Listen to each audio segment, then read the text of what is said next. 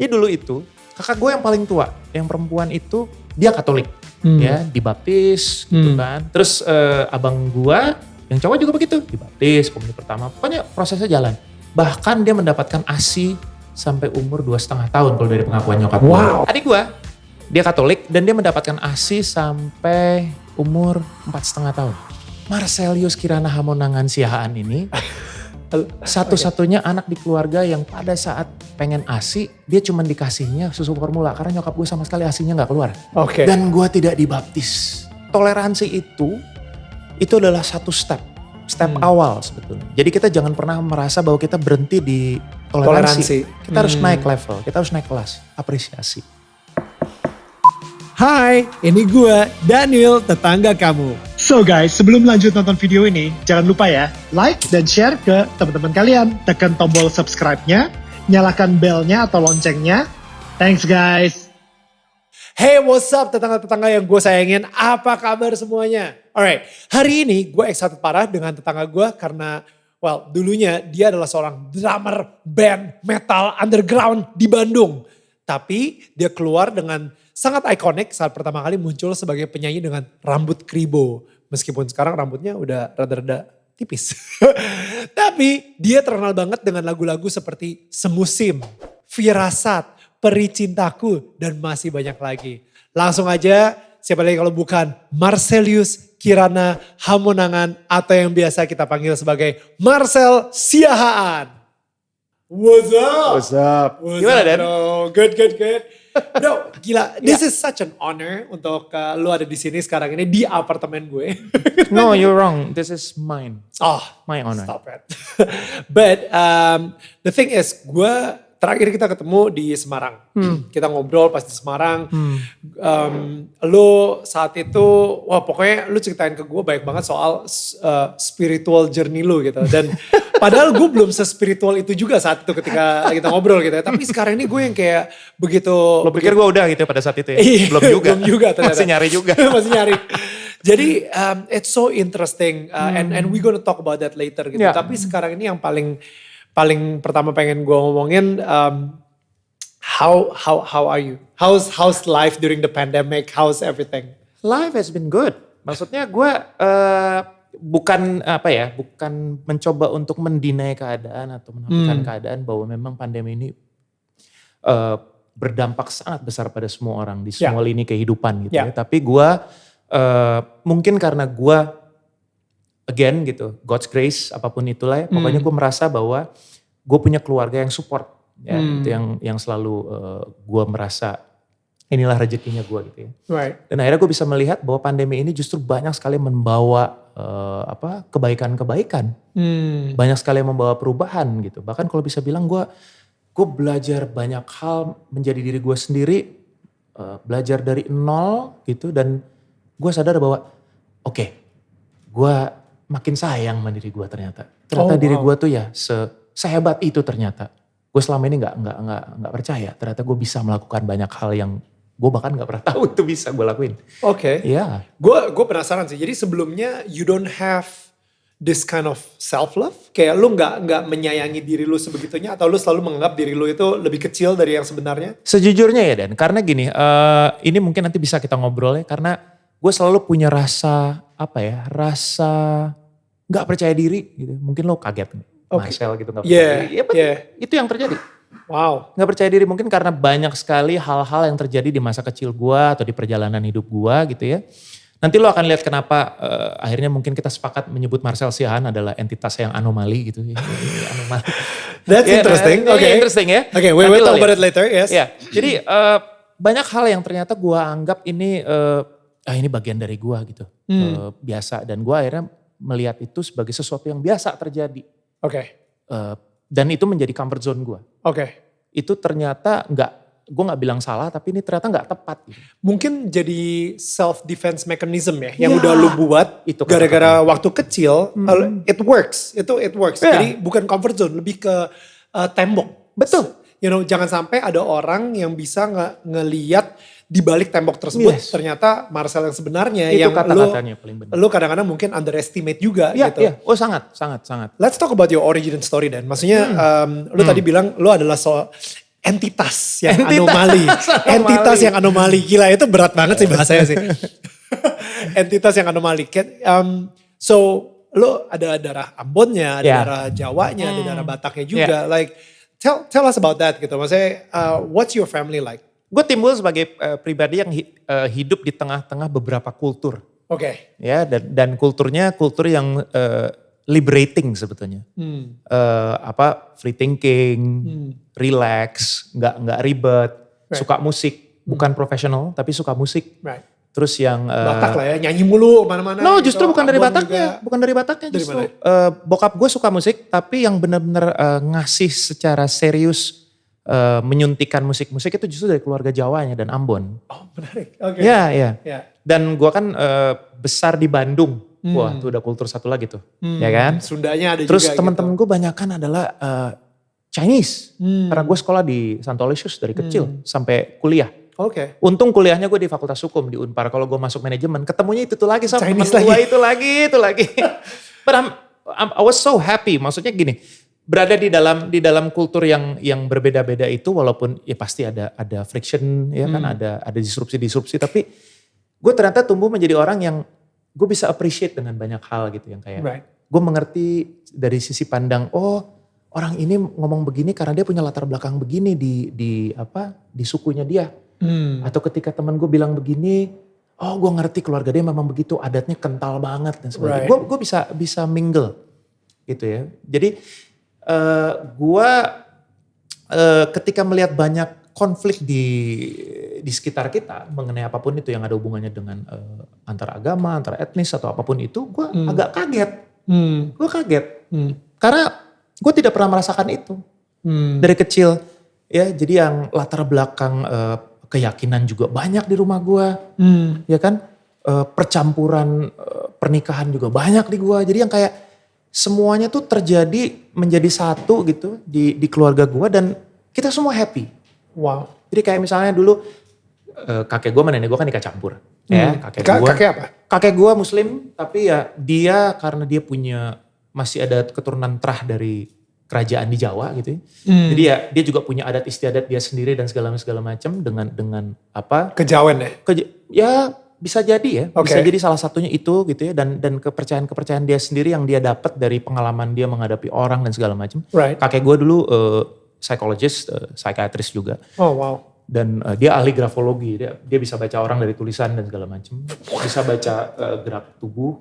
That's amazing. Ya bahkan gosip-gosipnya sih bisa ngobrol sama yang gak kelihatan. Anyway. Pernah ngeliat gak sih? Nanti gue cerita deh, wow katanya lucu.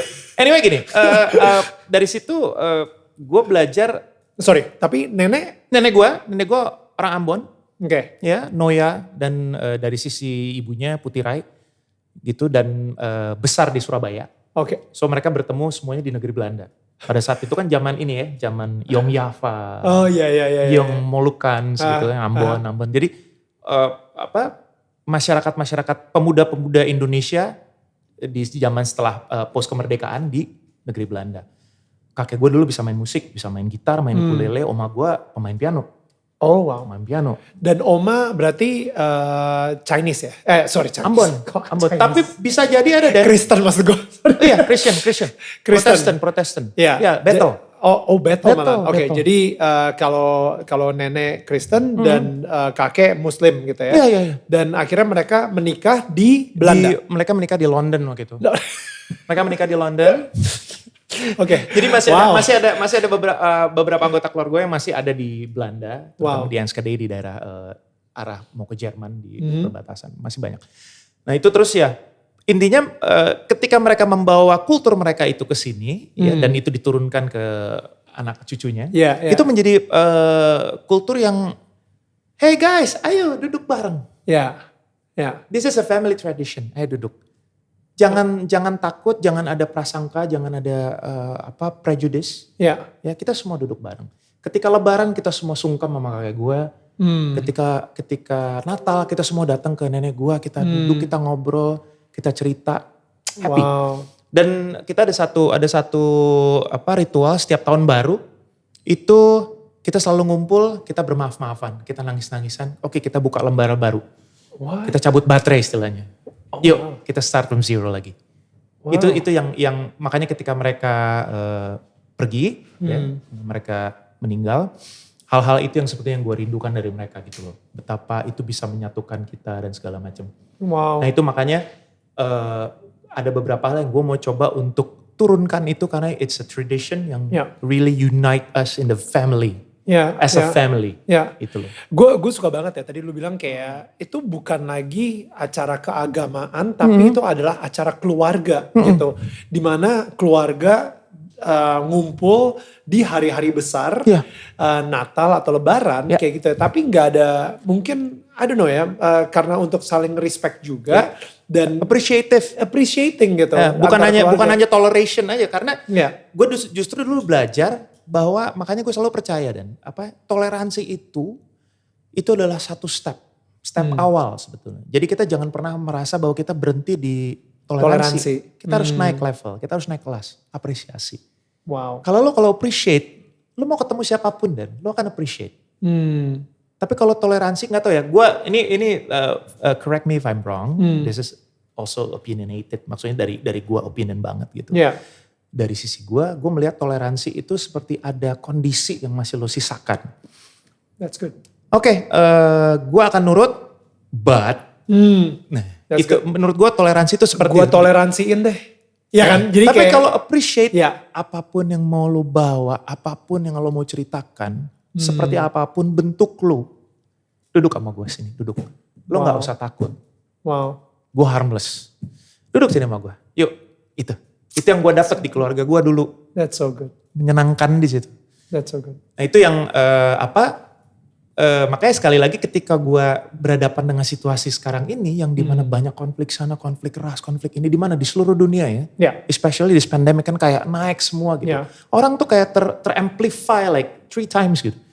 Their real self, their true self itu kayak keluar gitu semua. Nah itu yang gue tuh justru malah pengen gimana caranya menguatkan terutama anak-anak gue nih cowok-cowok nih ada 3 nih cowok nih. Gimana caranya mereka punya value system atau structure yang mereka bisa tangkap dengan cara mereka sendiri supaya mereka bisa appreciative terhadap diri mereka, diri orang lain. Dan gue selalu percaya sama bini gue Rima, selalu dia bilang bahwa self love itu harus diartikan sebagai kita akan kepenuhan cinta setiap hari gitu ya. Kita harus membuka diri kita untuk memasukkan semua itu sampai nanti semuanya akan istilahnya melebar kemana-mana. Dia akan keluar kayak gelas kepenuhan dia akan keluar.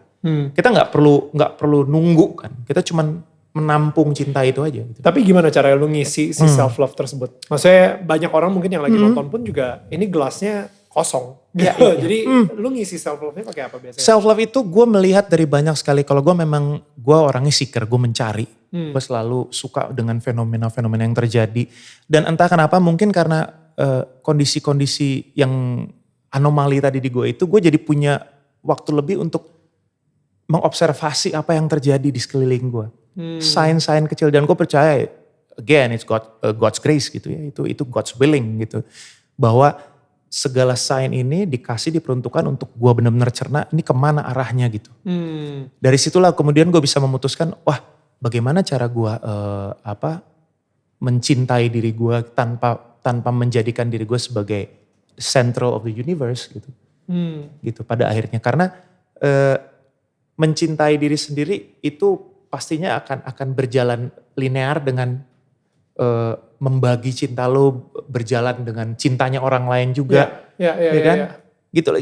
Gimana ya? That's good. No, bener, karena ya? emang bener tuh. Kadang-kadang orang mikir kalau misalnya lu mencintai diri sendiri itu kesannya selfish. Itu kesannya egois gitu. Kayak lu gak mencintai orang lain tapi lu terlalu mencintai diri lu sendiri gitu. Padahal sebenarnya it's not about that. Self-love is not about that gitu. Which nanti kita mungkin bisa bahas lebih dalam lagi gitu soal self-love ini. Khususnya di masa pandemi ketika lo ngelewatin beberapa hal gitu ya. Tapi balik lagi ke anomali. Yang tadi lo bilang gitu ya kan. Lo mulai suka ya kata Kenapa? Iya, I love it. Gue dari dulu, bukannya apa? Gue dari dulu emang suka kata-kata anomali. Karena gue sendiri relate banget ke lo. Gue gini, bokap nyokap sama adik gue itu kalau misalnya olahraga sama tuh mereka. Mereka sekarang ini lagi suka main golf gitu. Dimana gue gak suka banget main golf. Mereka suka main tenis. Pas gue mulai nyoba-nyobain tenis, mereka udah akhirnya berubah ke badminton. Oke. Ya udah, kayak gue pengen ikutan deh gue main badminton. Lu cuma mingle kan? Gue cuma mingle gitu. Jadi akhirnya gue kayak apa ya, gue selalu beda gitu. You know, I feel different in the family. Bukan hanya karena for the sake of being different, tapi memang gue gak nggak suka tahu aja sama exactly. Gue gak bisa nyampur aja. Nah, jadi ketika lu ngomong tadi lu ngerasa anomali, itu gue sangat relate banget. Dan gue yakin banget sekarang yang lagi nonton pun juga ada yang relate juga gitu. Kayak gila ini gue banget di keluarga gue. Dan sehingga kalau misalnya di keluarga gue ngerasa anomali, di lingkungan sekolah sampai di lingkungan kerja, di dunia artis pun gue ngerasa anomali. You know what I mean? Like di sekarang ini gitu. Dan gue salut sama orang-orang yang bisa terus gitu ya, maksudnya istiqomah terus begitu gitu. Sedangkan confident aja, aduh hebat sekali itu. Dulu ketika gue di sekolah ngerasa anomali gitu ya, gue ngerasa reject, gue ngerasa ditolak, gue ngerasa gue nggak terlalu cool buat mereka, and yet gue nggak senerdy itu juga sih. Jadi gue ngerasa kayak I'm in between. Lu berarti speaking of in between, lu anak keberapa by the way? Gua itu bisa dibilang anak ketiga ya. Oke. Anak ketiga, betul. Karena gue punya satu kakak yang berbeda ayah, perempuan. Lalu kedua abang gua, laki. Lalu sebelum itu sebetulnya udah lahir lagi satu, cuman dia hanya bertahan beberapa jam, ya, dan akhirnya meninggal. Lalu gua. Dan terus kemudian agak lama, baru kemudian terbitlah adik gua satu. Gapnya berapa tahun? Sama adik gue tuh 7 tahun ya. Oh wow, oke. Jadi gue sempat merasakan yang menjadi anak bungsu gitu ya. Dengan segala macam hard headednya, dengan segala macam stubbornness-nya, menyebalkannya gitu. Tiba-tiba muncul. Tiba-tiba muncul adik gue. Dan kemudian gue langsung berubah jadi yang harus oke, gue harus di tengah nih gitu kan. Wow. Middle child issue gitu ya. Aduh gimana. Ya. Cuman itu kalau gue cerita mengenai anomali, dan ini gue share sedikit kenapa gue bisa bilang gue anomali. Ya dulu itu kakak gue yang paling tua, yang perempuan itu dia Katolik, ya dibaptis gitu kan. Terus abang gue yang cowok juga begitu, dibaptis komuni pertama. Pokoknya prosesnya jalan. Bahkan dia mendapatkan ASI sampai umur 2,5 tahun kalau dari pengakuan nyokap gue. Wow. Ya 2,5 tahun. Nah ya gue loncat dulu ke adik gue ya. Adik gue dia Katolik. He was a Catholic dan dia mendapatkan ASI sampai umur 4,5 tahun. Buset. Iya. Lama. Iya. Wow. Iya kan kalau mammals kan mamalia kan sampai 5 tahun kan. Wow. Marcelius Kirana Hamonangan Siahaan ini satu-satunya anak di keluarga yang pada saat pengen ASI dia cuma dikasihnya susu formula karena nyokap gue sama sekali ASInya gak keluar. Aduh. Dan gue tidak dibaptis. Gue tidak komuni pertama. Gue baru dibaptis katekisasi itu kelas 5 SD, kelas 6 SD. What? Wait, kenapa? Dia lupa aja atau gimana? Gak mungkin lupa, entah. Maksudnya kayak, udahlah yang abang kan udah, yang kedua gak apa-apa gitu. Jadi satu by one get one. Udah yang ini mah bisa survive gitu.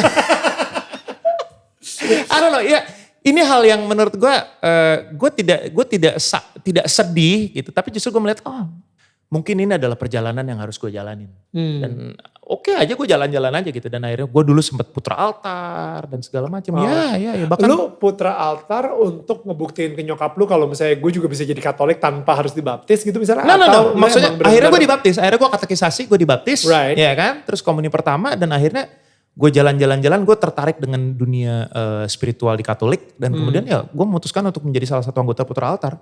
Wow. Yang gue juga suka gitu melayani, to serve ya kan, menjalani ritualnya, yang kayak yang misalnya kan kalau misa kan biasanya ada berapa jam tuh ya, jam 7, setengah 9, jam 10, terus ada jam 5 sore.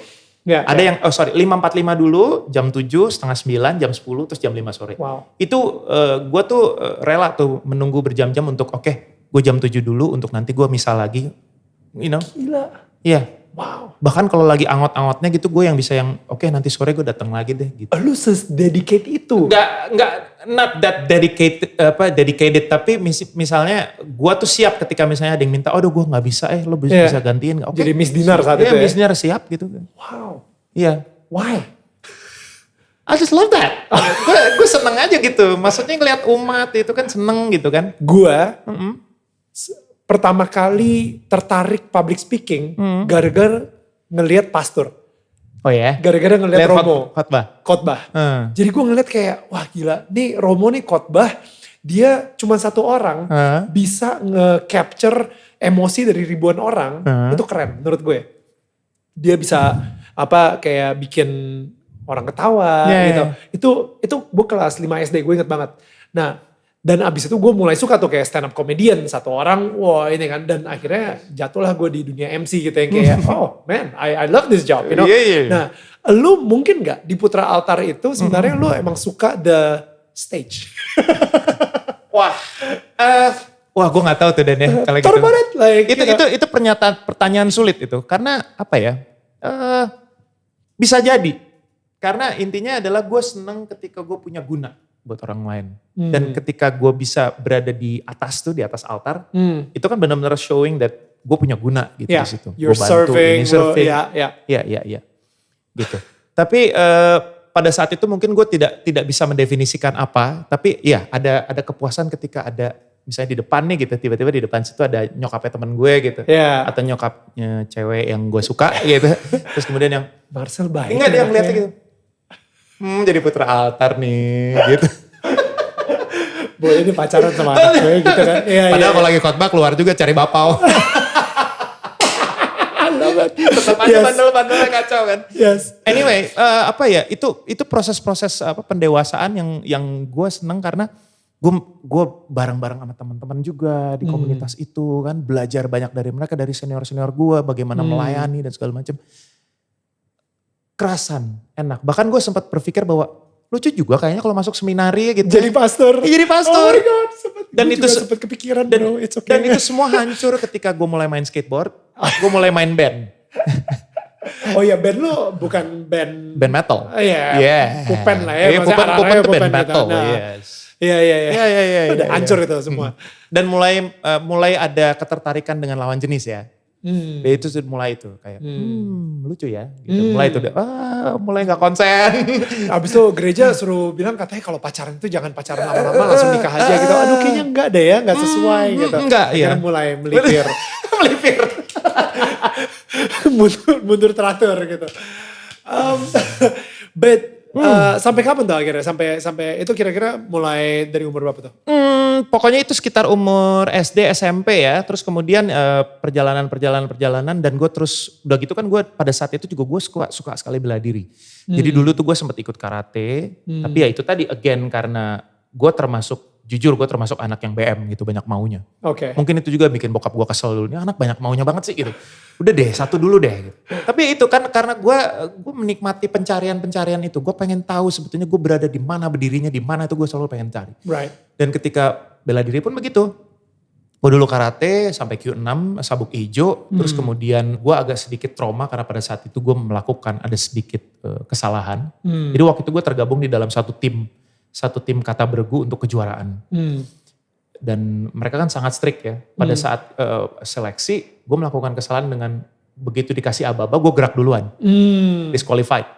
Nah semenjak itu gue merasa bahwa, kok gue jadi gak confident gini ya gitu. Akhirnya gue mundur.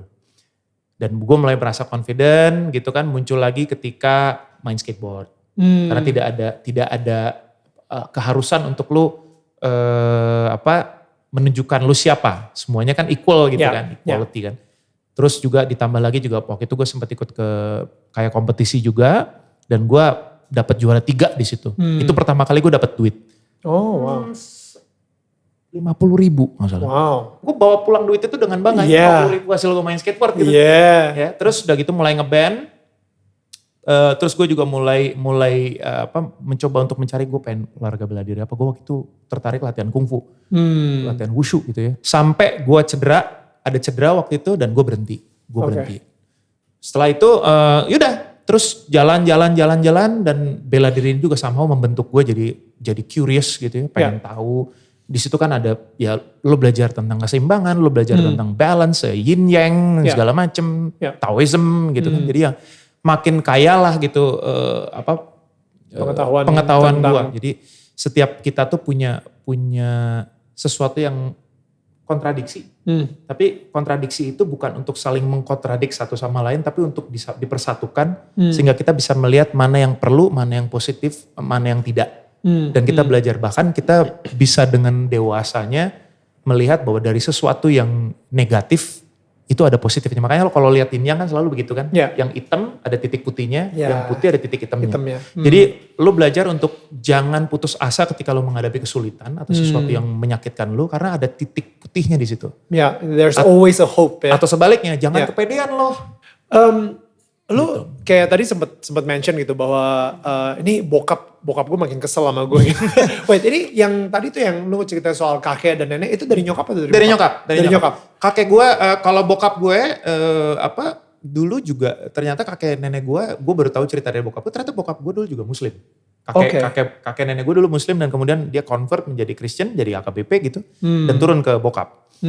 Gitu. Jadi memang keluarga gue tuh sangat How's your relationship with your dad? Kayak waktu kecil gitu. My dad, I used to hate him. Karena dia Hate keras is a sekali. very strong word, man. He's very, dia sangat keras sama gue. Wow. Keras banget. Karena apa? Apa ya? Backgroundnya apa? Militer? No, bokap gue backgroundnya adalah kehidupan yang keras ya. Dididiknya sangat keras sama kakek gue. Akhirnya belajar menjadi laki-laki ya dari dia juga. Dia mengajarkan gue untuk di sela-sela kekerasannya itu yang gue sebel sama dia gitu. Aduh, gue sebel banget sama orang gila, keras banget gitu. Yang kadang-kadang sampai mengecilkan gue dan segala macam. Tapi gue belajar bahwa dari situ dia mencoba untuk memberikan struktur sama gue bahwa oke, bangkit. Ayo, bangun gitu. Jangan takut, ayo. Berani. Ngerti gak? Jadi terus yang pokoknya ingat ya, lu tuh bukan siapa-siapa kalau tanpa orang lain di sekeliling lu. Wow. Lu harus respect sama mereka. Bokap gue tuh paling sebel, tapi gue sadar kenapa gue segitu sebelnya dulu, segitu dendamnya sama bokap gue. Maksudnya dendam as in gue exaggerating bahwa gue sebel banget sama dia sampai sekarang pun kadang-kadang gue kalau makan nih di meja makan ada bokap gue masih trauma dan karena bokap gue tuh dulu yang ayo ambil makan jangan banyak-banyak. What? Makan sedikit. Habisin dulu, kalau udah habis mau tambah lagi boleh. Tapi jangan ambil banyak terus gak habis. Wow. Dia paling sebel. Kalau misalnya makan gak habis. Nah kan gak habis. Oke. Jadi jangan serakah, jangan rakus. Jangan rakus, gak akan kemana-mana itu makanan. Sabar.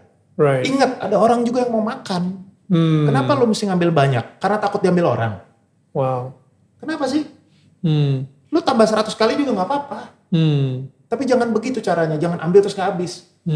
Galak bokap gue. Gue tuh sampai kadang-kadang masih trauma sama gue kalau makan sedikit-sedikit. Dan yang paling sebel Dan, ini kejadian satu kali di meja makan nih. Gitu. Anak gue yang kecil si Seth. Jadi si Seth lagi gak mau makan, lagi cranky lah. Gak mau makan. Terus Rima kan yang makan dong Seth, makan. Udah mulai agak makan. Jangan gitu dong, gak boleh gitu. Nanti dimarahin opung. Gitu. Gue udah gini. Terus bokap gue gini. Kenapa? Gak mau makan Seth? Ya udah gak apa-apa sih. Udah jangan dipaksa. Kalau gak mau makan. Terus gue yang Dulu sama gue gak kayak gitu. Kayak gitu-gitu amat gitu. Atau misalnya Kinan, anak gue yang paling gede. Waktu itu dia umur 10 kalau gak salah. Kebetulan ada adik gue. Adik gue juga kan sama tuh dikerasin. Dikerasin juga justru. Oke. Si Kinan gini. Opung, Kinan mau nyanyi. Hah? Nyanyi apa? Nyanyi lagu Batak. Satu-satunya di levelan anak gue yang hafal lagu Batak tuh Kinan. Gue aja enggak. Gue enggak banyak. Udah akhirnya gini. Ya udah ambil gitar tuh. Kita yang, gue sama adik gue yang berpandang-pandangan. Waktu Ya kecil. udah ambil gitar. Lagu ini aja nih, ayo Opung taunya ini. Gak mau Opung, maunya lagu yang ini. Aduh itu yang mana ya? Nadanya yang ini, gak mau. Pokoknya lagunya yang ini. Aduh tapi Opung gak bisa. Ya udah Opung belajar dulu. Nanti Kinan balik lagi. Dia belajar loh, dia belajar. Akhirnya dia cobain. Yang ini bukan, ya udah kita nyanyi yuk. Gitu. Terus adik gue gini. Tuh Kinan ya. Cuman kamu yang bisa gituin Opung. Kita dulu jangan harap. Jangan harap. Oke, tapi dulu sekeras apa emangnya bokap lo ke lo? Sebetulnya kalau bisa dibilang ternyata bokap gue gak keras-keras amat. Karena gue sadar memang gue se-BM dan senakal itu. Sekeras itu. Dan bokap gue memang dikasih Tuhan untuk lu jagain ini anak nih. Lebih Ini ekstra disiplin. kepalanya kekerasan ini, lu mesti ada. Kalau enggak ini ngaco nih. Gitu. Ya. Keras sekali. Terutama untuk urusan pendidikan, ya urusan makan, urusan respect sama orang yang unfortunate ones, dia sangat. Karena dia hidup lama di jalan dan dia juga pernah ngerasain kerasnya dididik sama kakek gue gitu. Ya gue belajar value itu dari dia gitu. Dan gue agak ini sih kadang-kadang gue suka agak berkaca-kaca karena beberapa tahun terakhir akhirnya gue bisa lihat bahwa ya gue tahu gitu bokap yang ngajarin gue untuk begini, dan kalau nggak ada dia dulu nggak sekeras itu yang mana gue benci banget zaman itu gitu. Ya gue nggak akan jadi apa-apa gitu. Disiplinnya ya. Disiplin. Dan maksudnya the fact that lu juga jadi bukan orang yang rakus, itu juga salah satu value yang sangat bagus banget sih. Iya. Bentar bro. Apa? Lu tadi sempat ngomong kalau misalnya kakek lu itu bisa ngomong sama yang tidak terlihat gitu. Gini, jadi ada kejadian gini. Kakek gue itu kan psychologist ya. Latar belakang dia adalah psikologi, apalagi psikologi militer. Karena dia kan dulu sempat jadi komandan dinas psikologi angkatan darat. Ya, jadi komandan ya. Dan kakek gue itu kan ahli grafologi, jadi dia bisa ngelihat dari tulisan, lo seperti apa, tendensinya seperti apa, dari gerak tubuh dan segala macam. Ya. Nah, cuman ya ini satu ability dia yang akhirnya kita sadari Pak. Gitu. Itu ada satu kejadian. Jadi dulu tuh gini. Jadi adik gue, yang cowok nih adik gue, dia masih waktu itu umur-umuran set sekarang ya, 6-7 tahun. Jadi dia lagi belajar tidur sendiri di kamar. Di kamar sendiri, di belakang. Aduh. Jadi itu jajaran kamar, terus paling ujung sini ada sumur. Lo tau dong sumur zaman dulu kan. Aduh. Apa yang ada di sana gitu kan. So waktu itu adik gue baru belajar tidur, terus kakek gue biasa gitu kan jalan. Dia biasa kalau malam tuh keliling-keliling. Kita dulu punya mini pincer gitu. Nah mini pincer itu tuh kesayangan kakek gue, jadi kalau jalan pas berdua udah jalan, terus kakek gue tiba-tiba ya gitu kata adik gue, ya si Opung bang kenapa? Iya dulu tuh gue ingat banget tuh gue lagi belajar tidur, terus si Opung jalan ke sumur, terus dia ngomong gini, hey jangan ganggu, ini cucu saya lagi belajar tidur, kamu masuk aja udah di sana, jangan keluar-keluar, udah diem sana, diem. Gitu. Diajak ngobrol. Yoi. Bro, bukannya apa ya? Jadi gue gak ngerti. Gila, gue lagi nonton serial itu Baltasar gitu. Jadi serial Perancis gitu di Mola TV. Ini si detektif ini punya strategi, dia ini forensik detektif, tapi untuk menemukan pembunuhnya, dia ngobrol sama mayatnya atau ghost gitu. Jadi maksudnya kayak roh yang diciptain di imajinasi dia untuk mencari si pembunuhnya gitu misalnya. And ini gila ya, idenya bisa kayak gitu ya. Ini serial dari Perancis dan gue kayak kecanduan banget nonton ini gitu. Kayak ngingetin gue. Intinya gini aja, kalau ngeliat yang kayak gitu-gitu, nggak usah di-deny, tapi anggap aja bahwa ilmu kita belum nyampe udah. Itu teknologi yang kita belum bisa sentuh. Itu aja gampang. Karena dulu bisa bayangin kalau zaman Sriwijaya atau zaman Majapahit tiba-tiba kita kasih handphone gitu kan, mereka juga apa ini gitu, bisa ngobrol sama orang dari mana gitu. Sama mungkin dengan kita sekarang kalau lihat kayak gitu. Itu teknologi yang kita lama banget yang kita mungkin lama, mungkin juga nggak tahu. Baru, kita juga nggak tahu kan. Ya mungkin akan datang. Bisa jadi. Pokoknya intinya kita belum bisa nyentuh itu. Seperti itu terjadi. Make sense. I love that. Lu pas jadi Buddhis itu ceritanya gimana? Kalau Buddhism itu gue memang sempat tertarik untuk mempelajari berbagai macam hal karena gue selalu pengen tahu gitu. Kenapa ini, kenapa begitu, kenapa harus begini, kenapa harus begitu. Buddhism itu yang menarik kan sebetulnya adalah mengajarkan untuk kita percaya pada segala sesuatu ini tidak ada yang kebetulan, itu yang paling awal kan. Gak ada yang kebetulan nih semuanya. Ini terjadi karena sesuatu yang memang sudah ada akibat, ada sebab dan ada akibat. Itu yang kemudian mendasari gue bahwa relate juga. Relate dan itu sangat seperti meninabobokan rasio dan logika gue. Karena gue dari dulu selalu percaya gini Dan.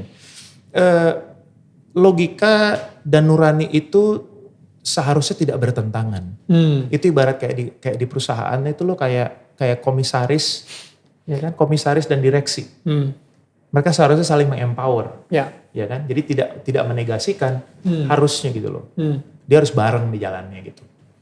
Nah itu. Jadi kalau misalnya mulai ada yang merasa bahwa logika itu sesat atau sebaliknya misalnya ya sepenuhnya logika juga lo nggak jalan gitu. Lo harus ada yakin, ada kepercayaan juga. Heart juga. Iya. Itu harus jalan bareng-bareng.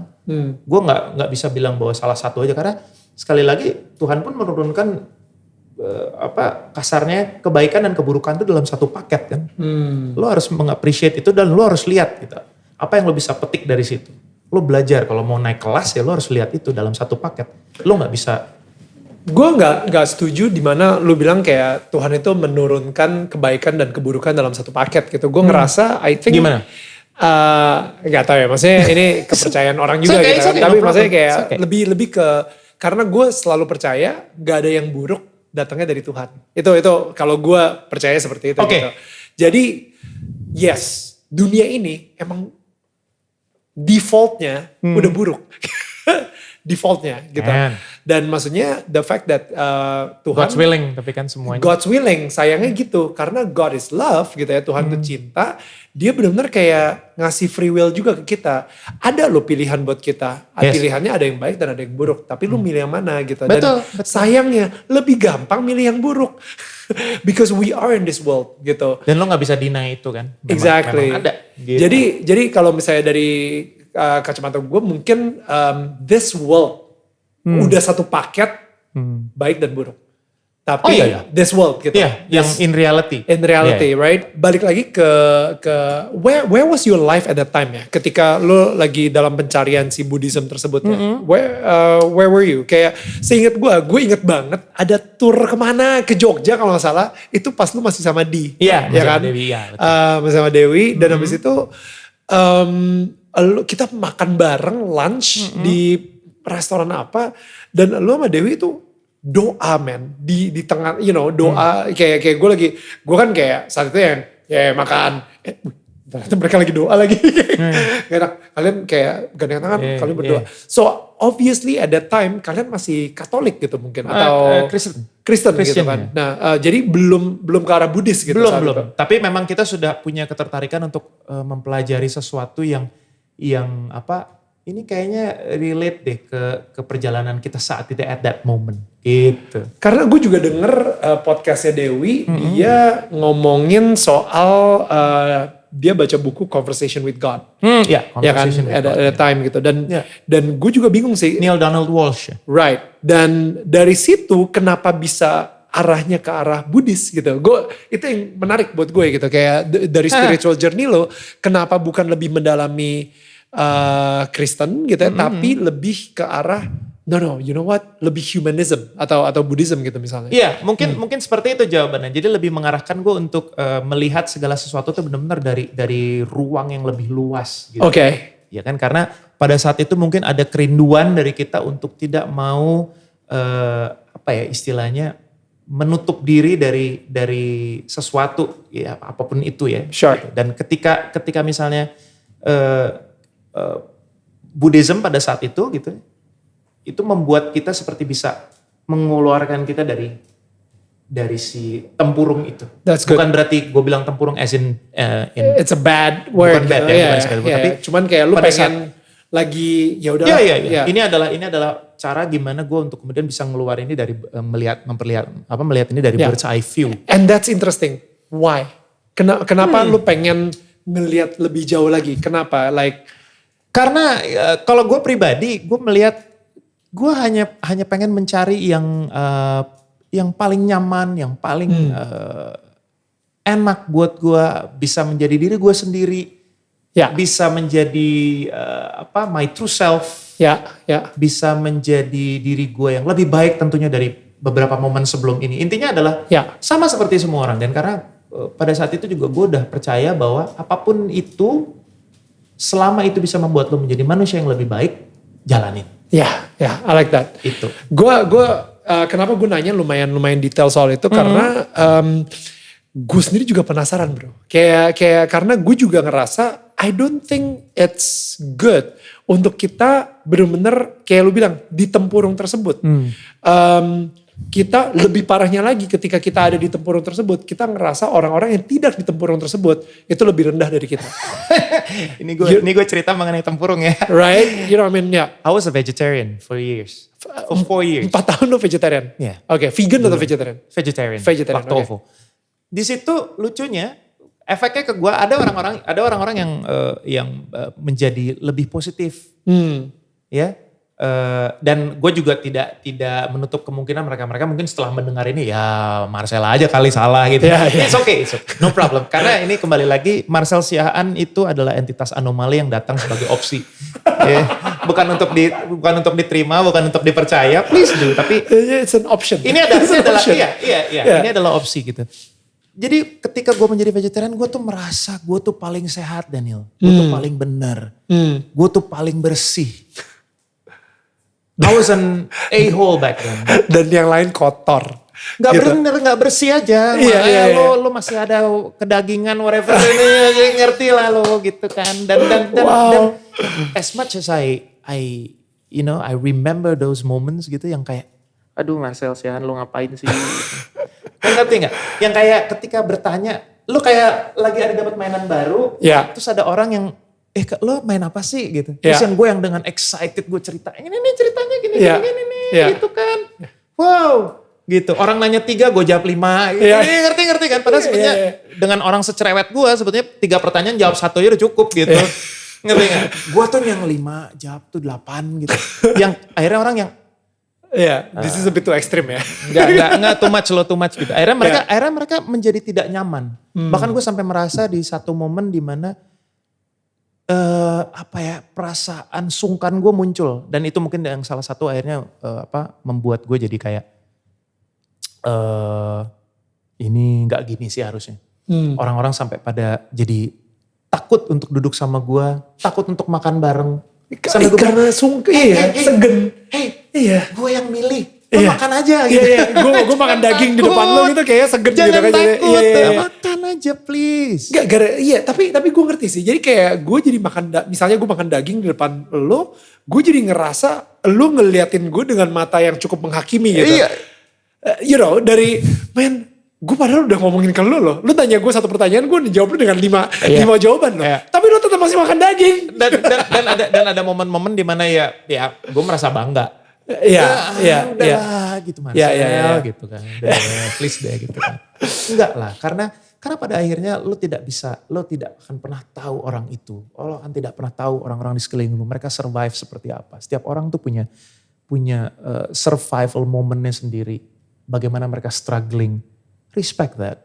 Itu aja yang gue dapat. Akhirnya gue memilih untuk ya udah. Gak jadi vegan lagi, gak jadi vegetarian lagi.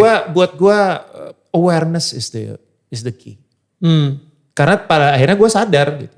Di titik akhir itu pun akhirnya gue sadar bahwa tujuannya apa sih sebetulnya Marcel Siahaan sampai pagi gini tuh mau apa sih?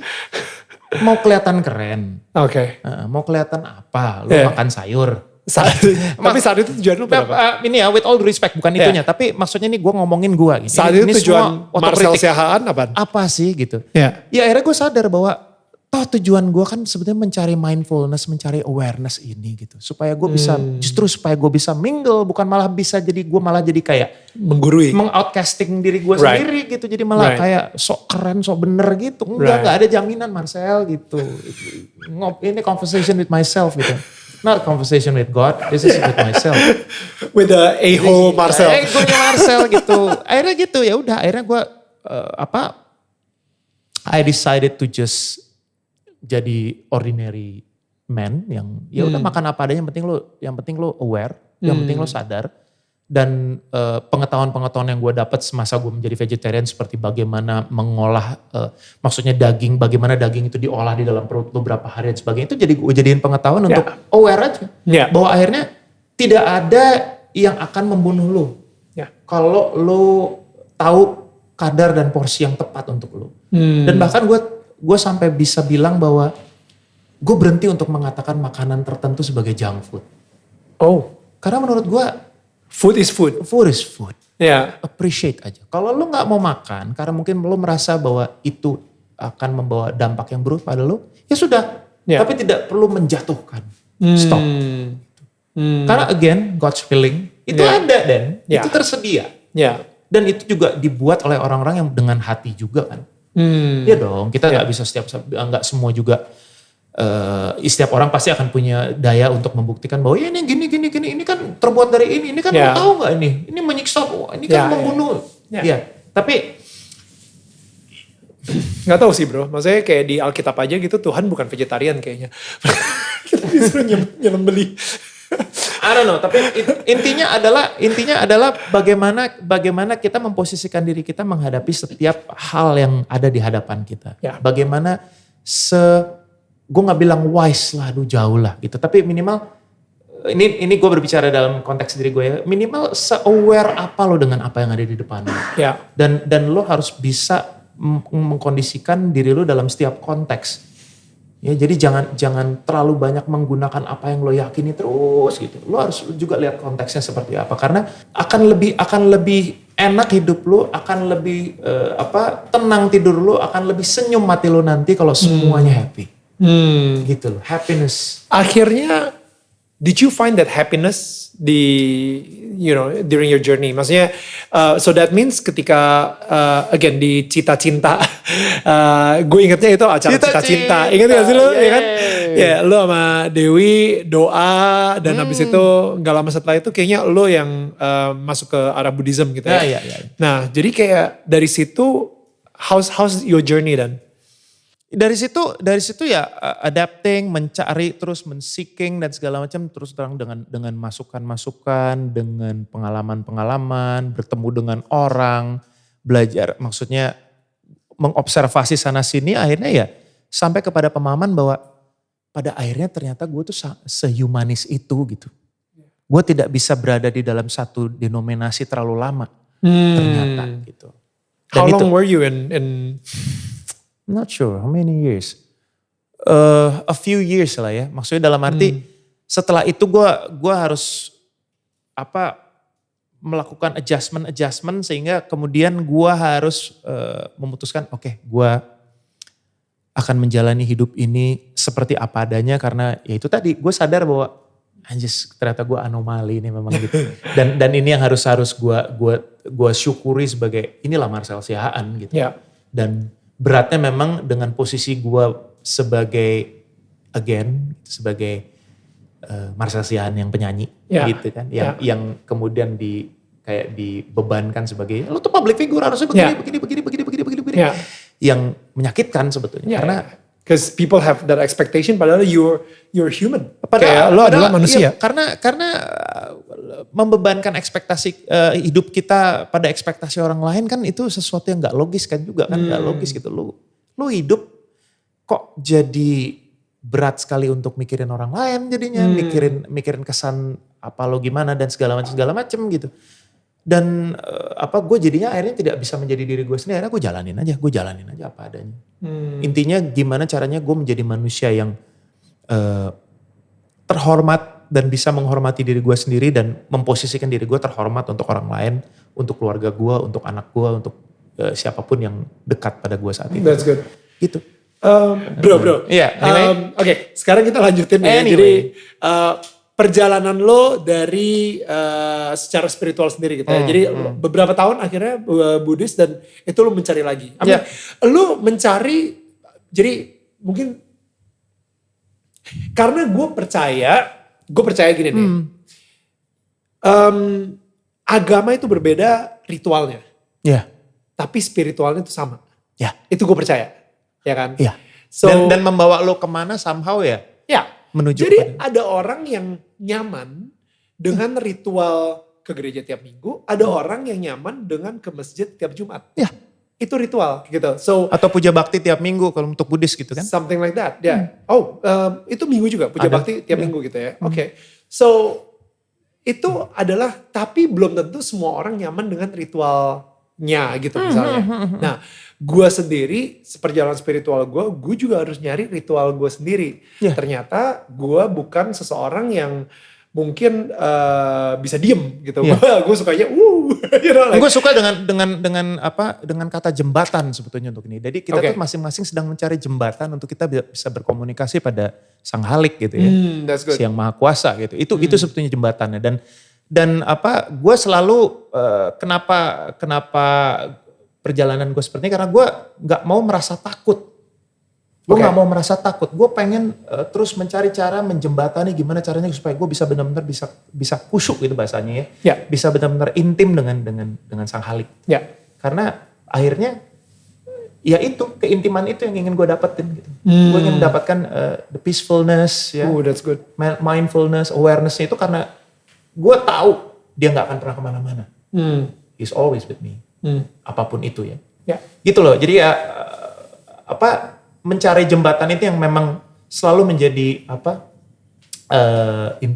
inti dari perjalanan gue dalam hidup. Karena gue kan selalu cita-cita gue gini, dan gue tuh pengen jadi orang yang lebih baik, bukan jadi orang baik, jadi orang yang lebih baik. Karena gue percaya gue itu kekurangannya banyak sekali, harus banyak belajar, ya banyak harus banyak melakukan harus mengolah, menerima, memberi, ya kan, berkorban itu bukan sesuatu yang menyakitkan. Karena gue sadar bahwa untuk bisa gaining something, we need to let go of something. Harus dikorbankan, Dan yang memang menjadi trikinya adalah ketika lu harus mengorbankan yang lu bilang ego itu. Itu yang paling berat. Lo berperang sama diri lo sendiri, dan itu gak akan, bisa dibilang akan jadi perang yang akan selalu akan selalu ada. Gak ada habisnya. Gak ada habisnya. Jadi lo akhirnya let go of Buddhism. Well, gak let go sih. Karena gak bisa let go. Akhirnya Buddhism udah ada bagian dari identity lo. Bukan bahasa itu. Betul. Bukan let go. Bukan let go, gak bisa. Karena itu udah jadi bagian dari hidup lo, bagian lo tahu knowledge-nya, lo in it. And then lo gak bisa deny kan kalau udah dapet di sini. Exactly. It cannot be unseen. Lo gak bisa, it cannot be unheard gitu. Kayak lo udah denger semuanya dan lain-lain. Dan akhirnya lo mulai, kalau misalnya dulu deh yang Katolik gitu ya, putra altar mulai mundur secara teratur gitu gara-gara cewek teknis kan. Cewek dan lain-lain gitu. Tapi si pemahamannya itu nggak hilang. Nggak hilang gitu. Cuman mungkin ritualnya kali atau Iya. Nah, akhirnya mulai mencari lagi next level. Right. Dan kita tadi lu bilang sih kayak apa? Bukan the next level, the next phase. The next phase, the next season. Ya, musim berikutnya gitu ya. Ini soalnya kalau misalnya kita bikin kehidupan seorang Marcel Siahaan di seasonin, itu banyak men. Tuh Game of Thrones juga lewat gitu kan ya. Friends lewat gitu, ada 10 season lewat gitu kan. Seasonnya itu banyak gitu. Nah ini adalah season dimana lo setelah mungkin the next seasonnya itu ke arah mana? Gua mempelajari Islam.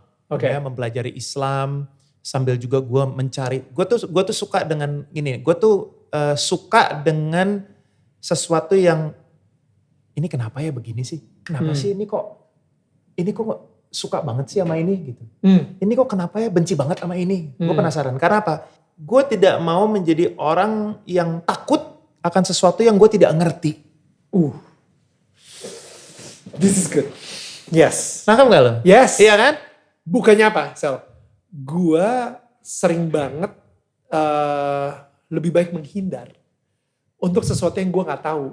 Tapi kadang-kadang gue menghindar itu karena gue takut sebenarnya kayak gitu. Untuk karena sesuatu yang gak tahu, gue mendingan gak usah deh temenan sama dia. Padahal orangnya sebenarnya baik, misalnya seperti itu. Tapi karena gue denger di berita, media dan lain-lain, gue nggak berkenalan dengan dia secara personal karena ya nggak nanti. Padahal gue gak kenal dia, gue gak tahu dia, gue gak... Prejudice kan? Prejudice akhirnya, you know. Nah, dan itu akhirnya membuat gue lumayan, kayak jadi katak dalam tempurung lagi sih. Oh iya, gue lupa satu cerita nih. Jadi dulu dari waktu kecil, waktu zaman gue agnostik itu. Di zaman si Marcel kecil anomali ini. Iya, belum ada beberapa, dulu tuh zaman di TVRI itu ada beberapa acara. Mimbar agama Islam, mimbar agama Katolik, dan mimbar agama Buddha. Ya, Oke. Zaman dulu kan ada tuh 5 agama, agama Hindu, sama kepercayaan kepada Tuhan Yang Maha Esa. Kan ada 5 kan zaman dulu acara di TVRI. Nah gue itu dulu adalah penggemar acara-acara itu. Oh, wow. Jadi gue nontonin fragmen-fragmen Katolik, fragmen-fragmen Protestan, fragmen-fragmen Hindu, fragmen Buddha, fragmen Islam. Musabakoh Tilawatil Quran is one of my favorite show. Gue gak ngerti itu apa. Acara. Musabakoh Tilawatil Quran tuh kayak kompetisi di mana lu ngaji. Oke. Ya, dengan cantiknya, dengan indahnya. Dengan gua suara yang merdu gitu. Itu gue dulu suka banget nontonin itu di TVRI. Wow. While at the same time gue juga suka nontonin Mimbar Agama Buddha. Yang mana salah satu pembicaranya, salah satu yang waktu itu dituakan namanya Bante Panyavaro. Itu adalah guru kita. Oke. Guru gue. Yang bahkan yang menahbiskan gue waktu itu menjadi Buddhis dia. Oh wow. Oke. Itu gila ya, itu jalan. Gue nontonin dia dari kecil. Dari kecil tiba-tiba dia yang gitu, di depan gue terus bilang, jadilah diri sendiri, kuatkan. Itu udah gitu. Oke. Ngerti gak? Itu jalan hidup itu kadang-kadang yang iya. Itu dia. Jadi kembali lagi. Ya itu good to know. Good to know udah. Pass. And then? Dan akhirnya gue dapat kesempatan bertemu banyak orang, teman-teman yang belajar, yang ngajarin gue berbagai hal gitu ya. Terus kemudian gue bertemu Rima. Rima juga menunjukkan cara dia beribadah dengan cara dia sendiri. Kan dia Muslim. Terus dia juga ngasih tahu keeratan keluarga dia, keluarga Muslimnya dia di Singapura, Malaysia gitu. Dan gue nyaman sekali karena ya again gue bilang, gue dari dulu juga terbiasa dengan yang kayak begitu. Nyaman-nyaman aja. Makan bareng, buka puasa bareng, ritual puasa aja gue dulu sering ikut. Walaupun lu bukan Muslim gitu ya? Sahur, ya cuman bedanya dulu gue kan ya masih kecil, sahur ikut kan, makan siang makan, buka puasa makan gitu. Intinya nyusahin aja lo hidupnya gitu. Cuman ganggu orang puasa aja gitu. Terus yang jadi dulu gue tuh punya orang dekat, jadi kayak semacam anak yang diangkat sama apa? Sebenarnya dari pekerja, terus kemudian pekerja di rumah, terus kemudian diangkat sama kakek gue, dan dia adalah orang yang mengadzankan kakek gue waktu kakek gue meninggal. Dia yang adzan di dalam liangnya kakek gue sambil nangis waktu itu. Wah itu gila sih, gue ingat banget. Nah orang ini adalah orang yang selalu gue duduk di sebelah dia ketika dia sholat. Jadi ketika dia sholat gue duduk sebelah dia, gue liatin apa yang diomongin, gue cek, gue dengerin. Itu zaman-zaman gue agnostik itu yang gue lakukan dulu. Gitu. Terus ketika waktu itu ada tante gue dari Sumatera dateng, dia suka yang pagi-pagi saat teduh gitu, gue liatin, gue ikutin aja. Lu jadi bener-bener kayak terekspos banget sama semua agama dari keluarga lu gitu kan. Even ya HKBP pun juga, dan sampai saat teduh, dan habis itu juga novena, jelas. Wow, Rosari, ya. Dan pada akhirnya, nenek gue yang suka berdoa bareng, istilahnya pakai bahasa Belanda dulu, bedstone kalau nggak salah. Pokoknya jadi kayak persekutuan doa gitu. Salah satunya sama almarhum ibunya Kak Rutsana ya. Oh wow. Jadi bareng tuh dulu mereka berdoanya, satu komunitas. Itu di rumah gue, dan gue yang ke depan bawain kue, bawain minum. Ke mereka lihat oma-oma itu semua pada berdoa, nyanyi-nyanyi. Wow. It was so happy. Pada akhirnya, why Muslim? Gue nyaman, gue seneng, gue yakin bahwa segala sesuatu tuh harus ada titiknya. Itu aja. Ada titiknya, dan gue merasa gue malah bisa berbuat banyak ketika gue berada di sini. Maksudnya berbuat banyak? Berbuat banyak hal, menjadikan diri gue sesuatu yang berguna buat banyak orang. Jadi bukan hanya melihat ini sebagai pencapaian spiritual hanya internal gue, tapi gue juga pencapaian spiritual eksternal. Menciptakan struktur buat anak gue, menciptakan struktur buat istri gue sebagai kepala keluarga, sebagai imam. Wow. Itu aja sih. Jadi at the end of the day, karakter Allah di mata lo itu seperti apa? Dia itu menjadi sesuatu yang maha kokoh, sekaligus at the same time sesuatu yang paling lovable. Menurut gue. Gitu loh. Jadi benar-benar dua unsur yang menguatkan Kokoh sama cinta Dia gitu ya. cantik dan agung pada saat yang bersamaan. Ya, Dia sesuatu ya. yang jalal dan jamal yang di saat yang sama. Wow. Itu yin yang juga, itu jamal dan jalal, man. It's beautiful. Yeah. Ya. So, sekarang nih ketika lu udah ada di titik ini ya, how's life? Maksudnya dibandingin sama dulu di masa pencarian gitu. Wah, apa ya, dan terus terang terutama di masa pandemi ini ya, masa pandemi ini juga banyak sekali men-trigger gue untuk kemudian melihat banyak hal tuh lo harus benar-benar dalam kondisi yang lo harus berserah, ikhlas gitu. Dan apa ya, menurut gue ajaran yang sekarang gue jalanin ini gitu ya, apapun itu adalah yang membuat gue bisa jadi lebih ikhlas melihat segala hal. Karena itu yang paling susah. Apa artinya itu? Melihat semuanya jadi ikhlas gitu. Ya, keikhlasan itu menjadi yang selalu gue cari, karena susah loh. Di Buddhism sendiri kan mengajarkan yang namanya ketidakmelekatan, detachment. Ya, detachment. Itu kan keikhlasan sebetulnya. Ya. Kita berbicara keikhlasan. Ya. Lo memberi, ya kan? Lo melayani, to serve, like what Jesus did. Ya. To serve. Ya. Itu kan perlu keikhlasan. Surrenderness, berserah. Ya. Lo kalau nggak ada ikhlas, lo nggak bisa melayani orang. Lo nggak bisa bantu orang kalau lo nggak ikhlas. Gimana sih? Gitu loh. Itu yang gue dapat dari sekumpulan puzzle-puzzle yang gue dapat dari selama gue hidup. Ya. Itu. So ketika lu bilang tadi lu sekarang lebih ikhlas. Dan gue merasa lebih complete aja sih. Complete as a person gitu. Let's go back to the question dimana tadi gue sempat nanya sama lu di masa pandemi ini gimana? Di masa pandemi ini ya gue belajar banyak mengenai, makanya gue tidak pernah merasa harus terlalu overwhelmed dengan kondisi menyedihkannya. Walaupun sebetulnya kita semua terkondisi untuk sedih, untuk berat di awal-awal ya. Semuanya sempat stres gak sih? Pasti lah deh. Sempat takut gak? Takut lah pasti. Gila. Gue tuh apa ya istilahnya? Gue tuh yang membawa makan di atas meja gitu loh. Ya. Ya kan? The breadwinner. Ya. Ya kan? Kebayang gak lu? Tiba-tiba suddenly semuanya stop, semuanya berubah konstelasinya dan panik. Ya. Panik. Tapi ya itu tadi akhirnya karena gue yakin ada yang ngeliatin gue dan dia selalu ngasih tangannya gitu ya, kekuatannya lewat orang-orang ini gitu, lewat Rima, lewat Seth, lewat Kinan, lewat anak Edgar, anak gue dan sahabat-sahabat gue gitu, teman-teman gue yang ternyata akhirnya malah gue bisa lihat ternyata teman gue nggak banyak sebetulnya, lingkarannya itu doang. Iya. Gitu, ya kan? Dan gue jadi lebih malah bisa lebih fokus dengan diri gue, dengan kekurangan gue, apa yang harus gue perbaiki, apa yang harus gue kuatin lagi, struktur apa yang harus gue bangun gitu ya, yang memang mungkin belum terbangun, apa yang harus gue bangun. Gue jadi lebih bisa merasakan bahwa surrender, berkorban, sacrifice, nggak berat. Oke kok, gue bisa. Sacrifice seperti apa yang harus lo lakuin? Kayak di zaman pandemi. Keluar dari comfort zone. So, what did you do? Kayak banyak sih sekarang yang gue kenal ya. Gua itu, ini untuk musik aja dulu ya. Yeah. Gua tuh gak bisa instrumen lain selain drum dan nyanyi. Oke. Instrumennya vocal chord ya, Yeah. sama drum. Tiba-tiba karena pandemi ini, karena gua harus tetap kreatif, gua harus mengeluarkan single, mengeluarkan musik atau apapun. Dan gua harus mentranslate apa yang ada di kepala gua.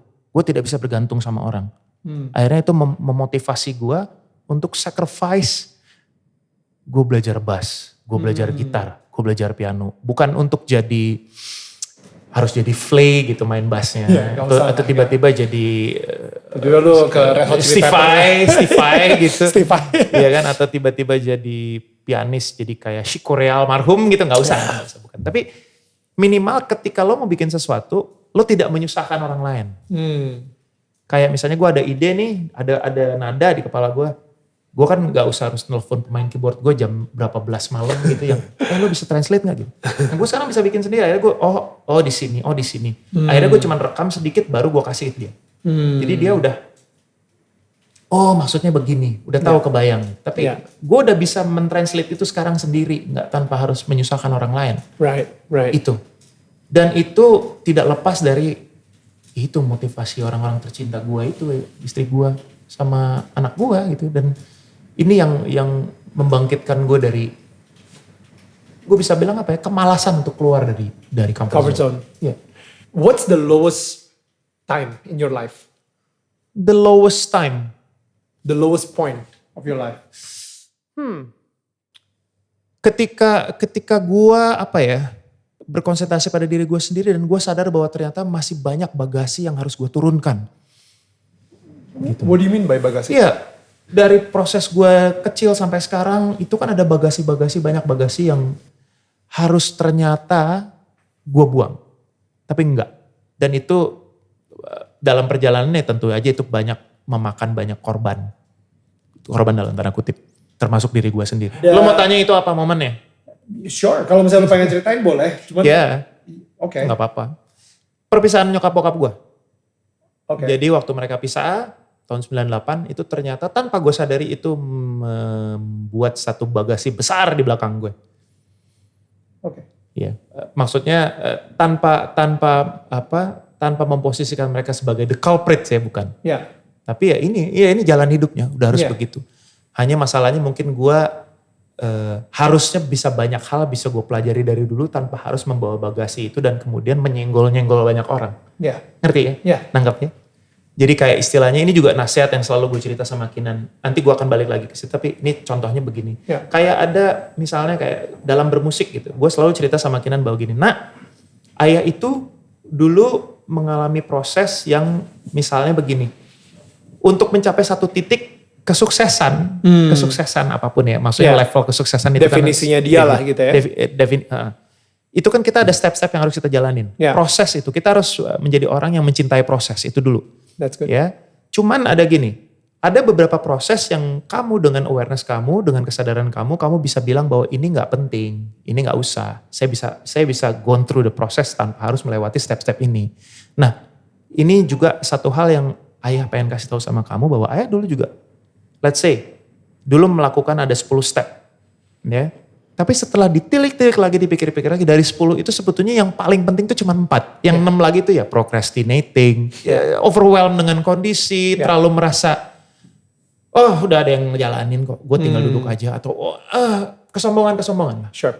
Ignorance gitu. Ignorance gitu. Nah itu, ayah sih berharap kamu jangan melakukan itu karena itu hanya akan membuat kamu nanti jauh dari apa yang mau kamu kejar. Dan itu akan membuat kamu nanti burn out, kamu capek sendiri.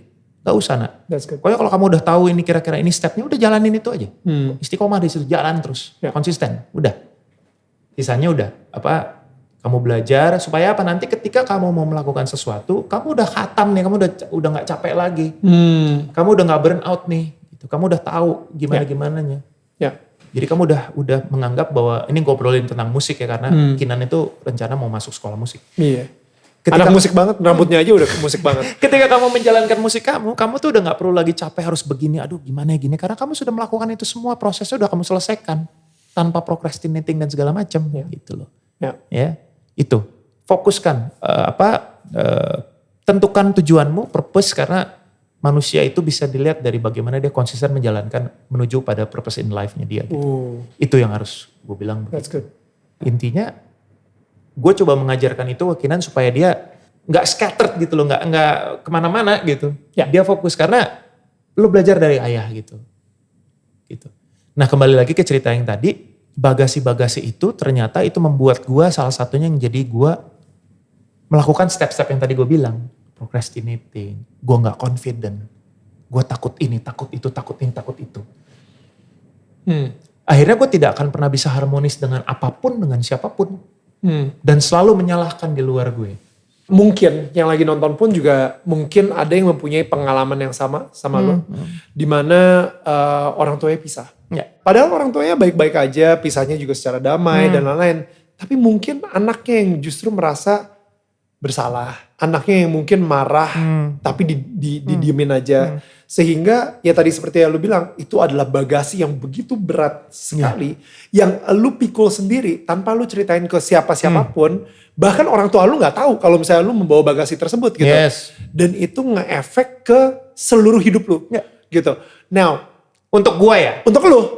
seluruh hidup lu untuk lu. Ya. Nah itu yang gue gak ngerti. Lu saat itu ketika orang tua lu pisah di tahun 98, lu ngerasa kesel sama mereka, lu gak bisa maafin mereka, atau lu ngerasa marah sama diri lu sendiri karena membuat mereka berpisah, atau what was it gitu? Itu yang Waduh, kalau itu jujur dan I wasn't sure ya gimana. Tapi pokoknya pada saat itu gue marah dan marah yang gak tahu gimana. Karena gue merasa I was left out. left out, Kayak ditinggal. Karena sebetulnya ternyata yang gue pengen adalah ketika kalian berpisah, toh gue juga udah tahu bahwa kalian memang gak akur dari dulu. Kalian Dan bakal udah berpisah cukup lama. anyway. Ya. Ya, kalian akan berpisah anyway. Tapi please duduk sama-sama kita ngobrol. What happened? Lu saat itu udah kuliah berarti ya? Kuliah. 98? Iya. Oke. Ya mungkin pada saat itu nyokap bokap gua hanya memutuskan bahwa ya sudah kita selesai baik-baik, sudah selesai, yang penting udah. Ya. Tapi dia tidak tahu bahwa ini ada anaknya, ada 3 anaknya yang saat ini. ada kerucil-kerucil nih gitu. Iya. Kenapa nggak lo ajak ngobrol? Kasih tahu aja, itu doang. Makanya akhirnya di situ gue belajar bahwa komunikasi itu penting sekali. Wow. Komunikasi.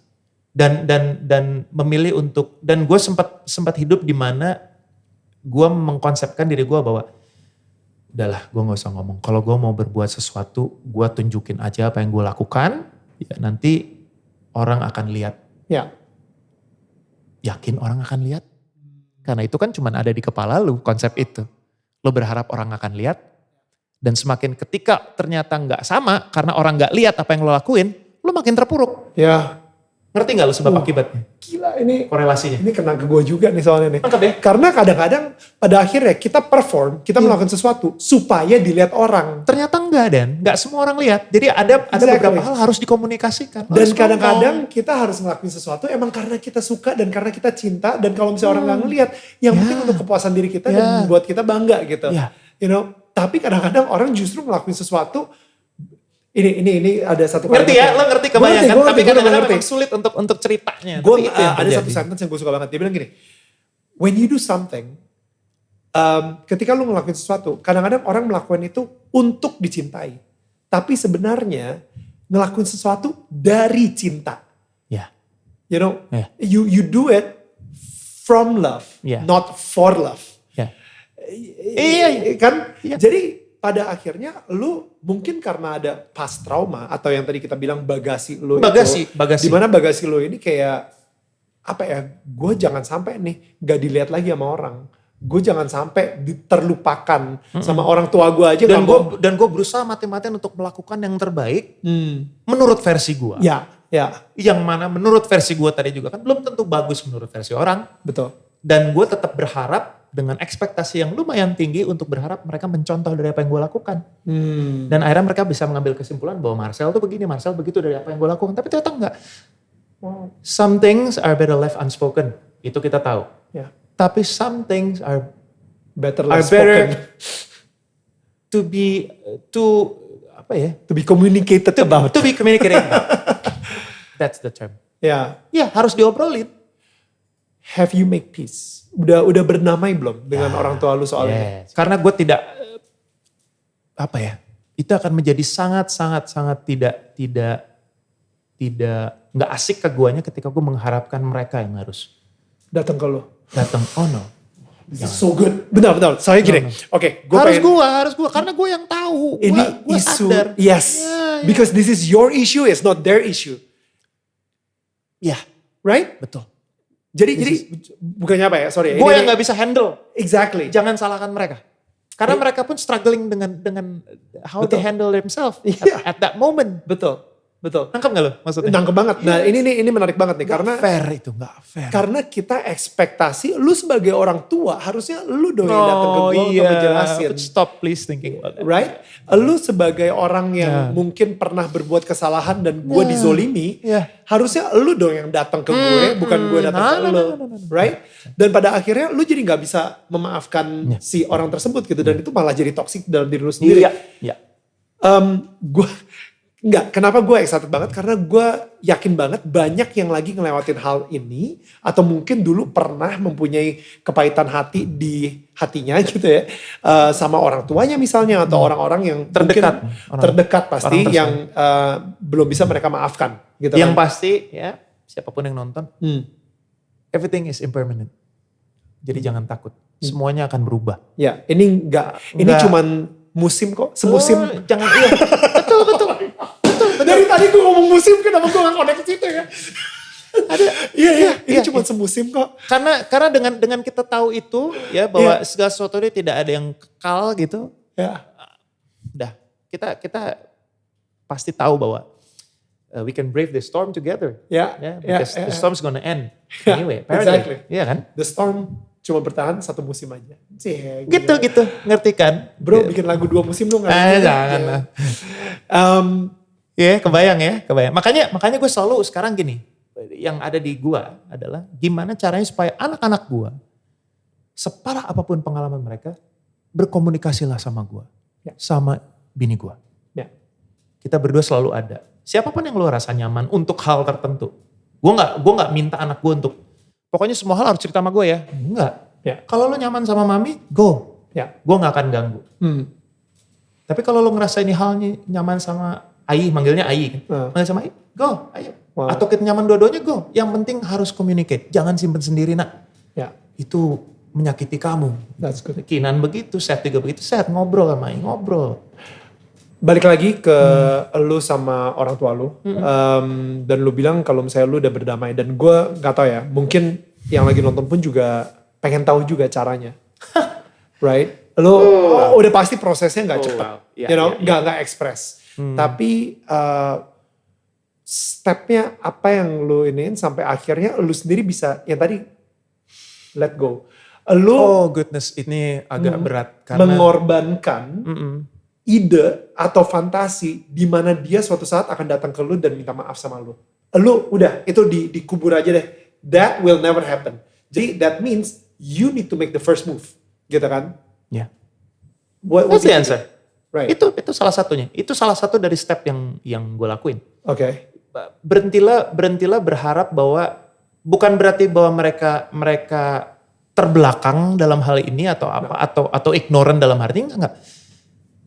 Kebesaran jiwa lu lah, keikhlasan lu lah yang memotivasi lu untuk Ikhlas, balik lagi ikhlas. Ya.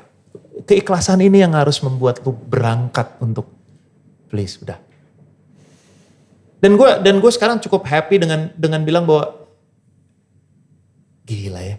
Kebayang Marcel Sihan jadi apa kalau dulu bokap nggak segalak itu. Kebayang Marcel Sihan nggak akan jadi kayak sekarang ini kalau dia nggak ngalamin yang namanya orang tuanya pisah dan kemudian dia merasa tidak terkomunikasikan dengan baik gitu kan. Ya. Ya, gitu. The bad process akhirnya ya. makes who you are. Dadinya not so bad. Memang ini memang harus ada.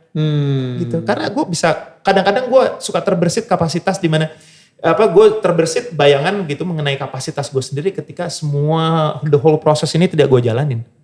Gue mungkin udah end up somewhere yang worse. Ya. Even worse. Gitu loh. Dan pada akhirnya lu sempat komunikasiin sama bokap, nyokap during the pandemic. Mungkin gue kalau berkomunikasi gue terus terang ya, kalau gue kan terbentuknya karena bukan terbiasa berkomunikasi yang seperti itu dan. Ya. Jadi nggak kayak Hollywood lah, yang apa kayak harus ngobrol terus. Iya. Karena ini kan gimana pun juga gue nggak bisa bohong, ada beberapa hal yang itu sudah menjadi status struktur yang nggak bisa gua hancurin. Of course. Udah begitu. Jadi satu-satunya cara adalah gue mau mendengarkan tanpa membantah ketika dia ngomong. Gue dengar dulu. Itu pelan-pelan itu gue refresh dulu. Gue tenangin diri gue. Gitu. Dan ketika dia ngomong gitu, bokap gue ngomong dan gue denger. Aduh, untung gue dengerin. wow. Ngerti gak? Ya. Kalau gue gak dengerin kacau nih. Ya. Gitu loh. Ada momen dimana just out of blue tiba-tiba bokap gue nelfon. Ngapain kamu? Di Bandung kan. Waktu itu pas momen dimana gue belum bisa ke Bandung karena gue masih takut. Karena bokap gue kan udah 76 umur. Gue takut ada apa-apa gue jadi OTG atau apa gitu. Gue takut. Terus dia ngomong gini. Sehat kan? Sehat pak. Ya udah.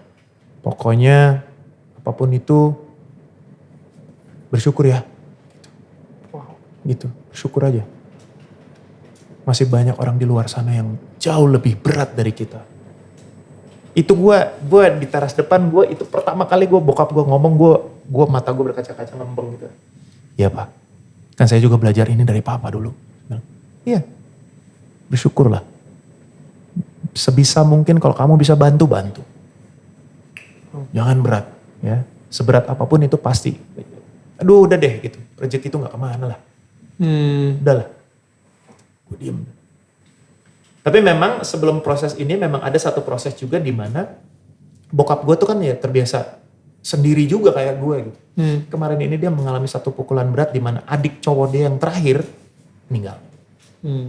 Dan itu dia benar-benar ngerasa sendiri karena akhirnya dia tinggal jadi satu laki-laki sendiri dengan 2 kakak perempuannya. Yang lainnya semua yang laki udah lewat pergi semua. Udah pergi. Bokap gue dong akhirnya yang laki sendiri kan.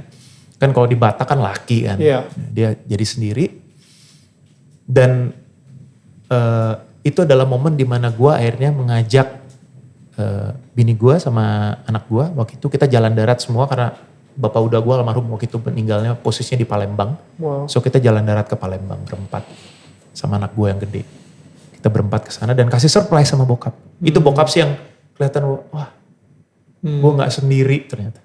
Wow. Dari situlah ini satu upaya gue untuk melakukan rekonsiliasi itu. Ya. Ya kan tanpa harus ngomong gitu. Gue cuma datang, Pak kuat ya Pak ya? Iya. Pergi ya sih udah ya. Iya. Udah lah yang penting kita masih sehat kan. Ayo rock and roll gitu. Pokoknya gitu. Tapi gue bisa lihat dari mata dia bahwa dia happy sekali ada 2 Dia cucunya di situ. appreciate juga. Ya ada 2 cucunya. Cucu yang selama ini gue gak nyangka nih mereka ini bakal datang gitu. Jauh-jauh dari Jakarta jalan darat ke Palembang gitu. Wow. Ya. Gue jalan darat ke Palembang gue datengin bokap gue. Di masa pandemi gitu kan. Ya. Ya. Nah setelah itulah malu mulai pelan-pelan. Dan terakhir ya momen itu. Gue diem di teras di depan rumah gue gitu. Ya udahlah. Ya pokoknya sebisa mungkin dalam keadaan sesulit apapun kalau kamu bisa bantu. Bukan masalah besaran kok itu. Iya Pak saya belajar itu dari Papa dari dulu. Iya. Gak usah takut lah, gak kemana-mana itu rezekimu itu. Jaga semua ya, jaga di rumah ya. Kadang-kadang kayak serem gini sih kata-katanya gitu kan kayak kata-kata ini tau gak lo, kata-kata penutup gitu ya. Nggak jangan lah gitu kan, nggak usah gitu. Tapi ya itu, maksudnya itu kebesaran Tuhan, kebesaran yang maha kuasa gitu kan. Dia lewat mana aja selalu kan, channelnya lewat mana aja. Dan gue juga nggak bisa bohong dengan gue sekarang cerita ini juga kebesaran Tuhan juga dan kenapa gue bisa ketemu lu, gue bisa share sama lu. Ya. Ya kan gitu. Apapun ini gue cuman pengen kembali lagi ya Marcel Siahaan itu cuman opsi aja. Dia salah satu Entitas anomali di antara sejuta, beribu-ribu, bermiliar-miliar entitas lain yang juga seeking for, I don't know, in the pursuit of happiness, in the pursuit of awareness, in the pursuit of what? Pursuit of love. Karena buat gue happiness itu kayak bukan sesuatu yang gue kejar di akhir, tapi ini proses-proses ini, this is happiness man, we can talk. Exactly. We can share, this is happiness. Exactly. I can see you smile. I have my most mind-blowing moment ini di sini gitu sama lo and it makes me happy. And I think you know like it's lovely. Lu tadi sempat bilang kalau misalnya orang tua lu ketika pisah gak komunikasi ke lu. Ya.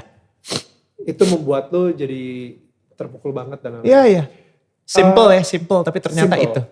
Lu sama Dewi pas pisah, have you talk about it with Kinan? Yes, we did. Umur berapa Kinan? Gue nangis-nangisan sama Kinan. Wow. Ya tahun lalu. Tahun lalu. Karena pas di momen dimana dia puber. Ya. Dia mencari jati dirinya. Ini pandemi nih ya, berarti pas lagi pandeminya nih. Yes, pandemi lah semua lah. Makanya gue I really thank. Ya. Bahwa lu kayak di restart lagi semua. Iya restart semua. How was the conversation? Karena bukannya apa ya, kita sebagai seorang ayah, kita pengen terlihat sempurna. Iya. Kita pengen terlihat paling kuat. Iya. Gila, untuk nangis di depan anak kita, gila. Gue tipe yang akan nangis kalau gue harus nangis. Gue gak peduli dengan orang bilang apa. Ini pertama kalinya atau? Gue udah cukup kenyang soalnya dan dibilang dulu kan waktu, tatonya gede, tapi nyanyinya lagu kayak gitu. Dulu gue pernah pakai kawat gigi kan, pakai kawat gigi tapi so maco. Gigi gue berantakan. Itulah kenapa gue pakai kawat gigi. Not without purpose. Yeah, of course. Lo pikir gue pengen lucu-lucuan pakai kawat gigi? Yeah. Sampai pernah ada yang begini, Dan. Ini how miserable for being me. At some moments ya. Oke. Gue waktu pelatihan jadi advokat, ada satu yang nanya begini, di lift nih, gue mau balik, di lift nanya gini, Bang, sorry bang, abang masih nyanyi? Wah, puji Tuhan masih. Ya. Oh, terus abang nih ngambil ujian pelatihan advokat ini ada tujuan apa bang? Itu aja gue udah bingung. Masih kurang rupanya sensasi abang. Gila. Sensasi. Yeah. Yeah. Terus gue bilang gini, hidup gue ya itu dari zaman gue SMP udah sensasional. Gue ngeband dari SD, dari SMP, band gue legend. Gituin. Ya, jadi kalau gue mencari sensasi dengan ikut pelatihan ini yang terkenal ujiannya itu sangat 0 KKN, nggak bisa nyontek dan ketat pengawasannya. Menurut gue itu such a wasting of time. Cari sensasi dari kayak begini. Cari sensasi banyak, gue bisa melakukan yang lain. Ujian Pradi itu bukan sensasi yang gue cari. Terlalu sulit. Balik lagi ke conversation lo. Conversation gue sama Kinan. Kinan. Oke. Rima waktu itu yang nanya. Kinan, kamu pernah gak kepikir bahwa mungkin di benak kamu bahwa papa mama gak pisah? Iya. Kinan ngomong gitu. As in lu sama Dewi atau lu sama Rima? Gue sama Dewi. Oke. Pernah gak berpikir kalau mungkin papa dan mama harusnya gak pisah? Ya. Kenapa Rima nanya gitu? Karena dia juga pernah menanyakan itu ke anaknya. My second son, anak dia dari pernikahan sebelumnya. Gitu. Edgar. Dan Kinan bilang apa? Iya. Tapi kamu tahu kan kami semua mencintai kamu. Dan dia nangis. Itu gue peluk. Wow. I'm sorry anak. I'm sorry. Wow. Tapi kamu tahu kan ayah sama mami cinta sama kamu. Itu yang gue dapat. Dan dia, I'm happy. I'm very happy. Thank you. Wow. Thank you to both of you. Gitu. Nangis-nangisan kita. Nangis-nangisan. Udah. Oke. Pokoknya mulai saat ini nak. Ya apapun yang terjadi sama kamu. Ayah sama mami harus tahu. Ngobrol. Kita ngobrol. Komunikasikan. Jangan simpan sendiri. Oke? Wow. Udah. Wow. Itu yang gila. Thanks for sharing that. Karena gue berharap banget ya. Maksudnya kadang-kadang kita sebagai orang tua pun juga segen ya ngomong sama anak gitu.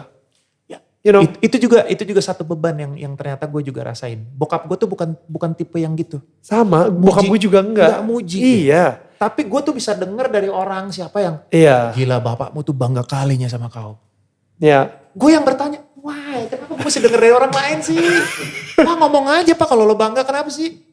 Kenapa ya? Gue juga bingung loh. Tapi itu tadi keikhlasan. Akhirnya gue belajar ikhlas bahwa ternyata dia memang tidak dididik seperti itu sama bapaknya juga. Ya. Udah ini sesuatu yang memang generational dan sudah begitu. Ya. Ya kenapa ya sekali lagi kenapa gue bisa lahir di Indonesia dengan keberagaman. Kenapa gue bisa lahir dengan bapak yang seperti itu, dengan latar belakang seperti itu. Ini semuanya with purpose. Ya. Dan gue happy. Karena apa? Ya iya itu gue.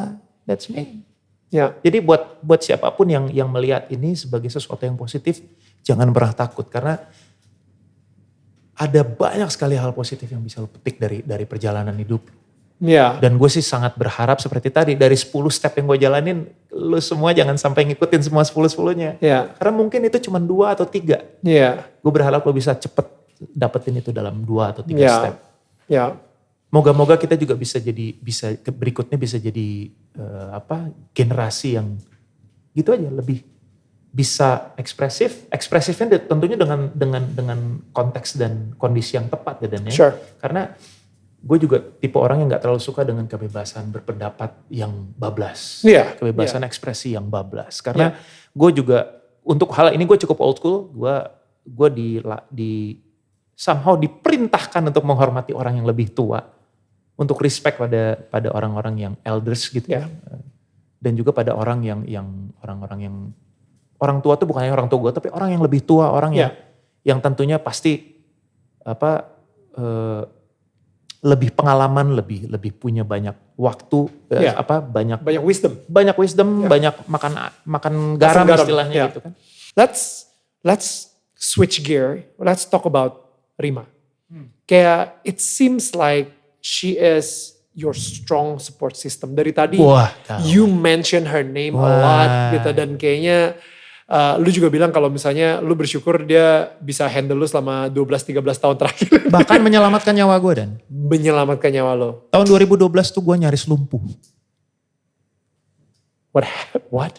Yeah, I did some, not mistake, I did some, intinya adalah, ini kembali lagi ke olahraga, mungkin buat teman-teman yang suka olahraga gitu ya, apalagi olahraga yang keras, olahraga bela diri gitu. Terutama dengan banyak hal yang terjadi di anatomi kita yang kadang kita nggak tahu. Gue tuh ada skoliosis kan, mild scoliosis. Jadi kalau perspektifnya adalah kalau lu udah tahu begitu, seharusnya lu bisa melihat dulu metode apa yang cocok buat lu supaya itu kemudian tidak menjadi burden, tidak menjadi backfire ke lu. Oke. Ya, jadi gue ya biasa gue lakuin gitu. Waktu itu gue latihan Brazilian Jiu-Jitsu tahun 2008 dan gue sangat suka dengan olahraga itu pada saat itu sampai akhirnya karena satu dan lain hal gue merasa mulai ada perubahan dan akhirnya gue mundur teratur karena teknis juga, karena mulai gue pindah posisi, akhirnya latihan juga jadi jauh dan segala macam. Akhirnya terus gue juga pada saat itu gue mulai konsentrasi pada hidup gue juga. Pada saat itu kan gue baru memulai hubungan gue sama Rima juga, dan akhirnya kita menikah 2009. Jadi oke, gue mundur dulu gitu. Oke. Ternyata itu menjadi satu luka yang ada di badan gue. Jadi ternyata lukanya belum sembuh ya? Bantalan di leher gue itu keluar dan ngerti kan? Cervical 45 itu keluar dari railnya. Ya. Keluar dan dia neken si syaraf gue. Aduh. Dan itu years kan, dari 2008. Ya sekitar 2008.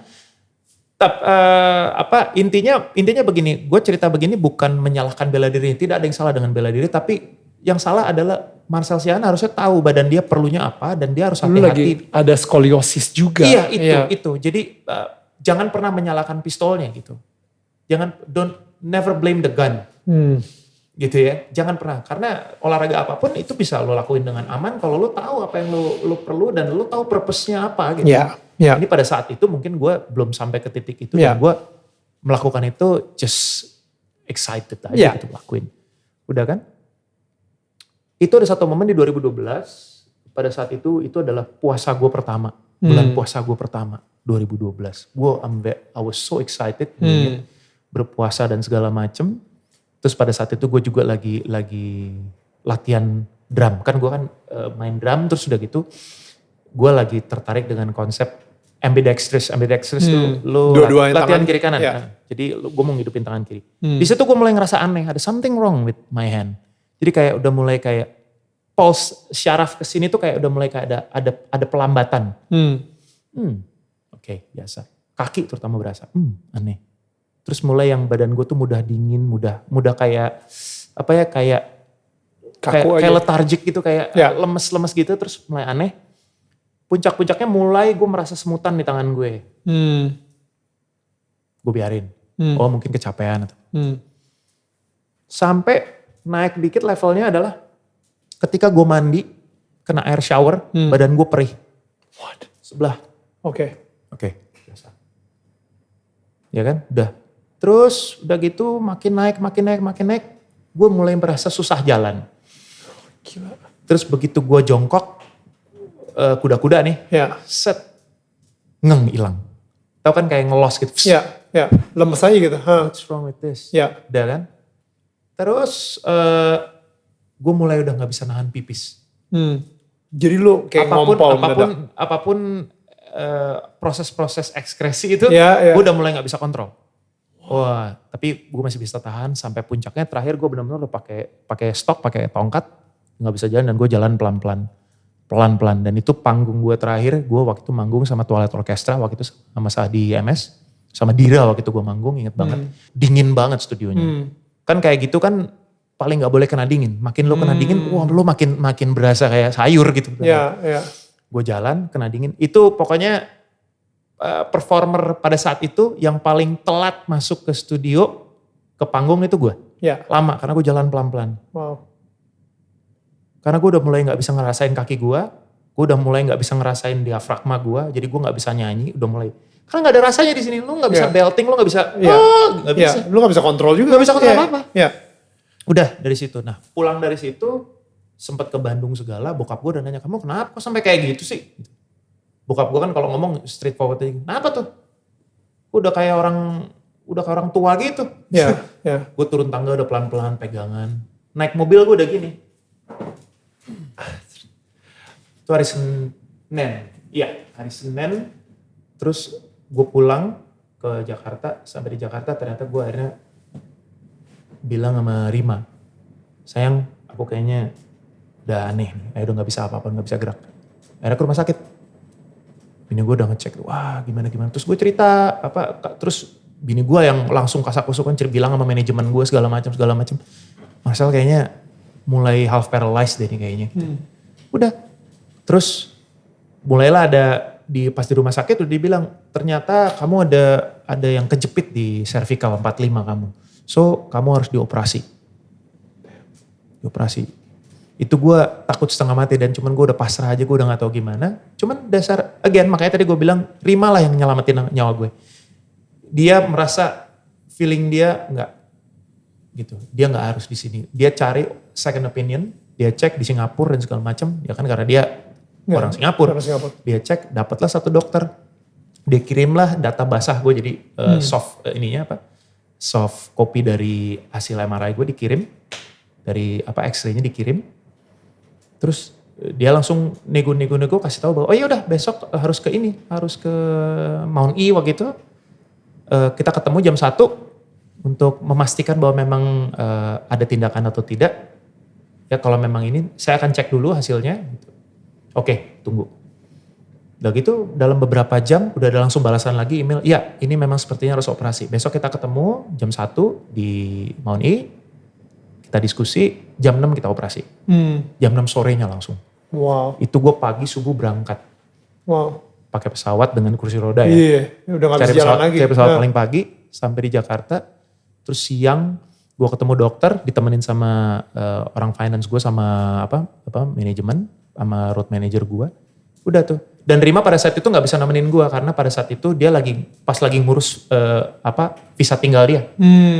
Gak boleh keluar dulu. Gak boleh keluar dulu. Oke. Jadi gue sendiri banget udahlah gitu. Yeah.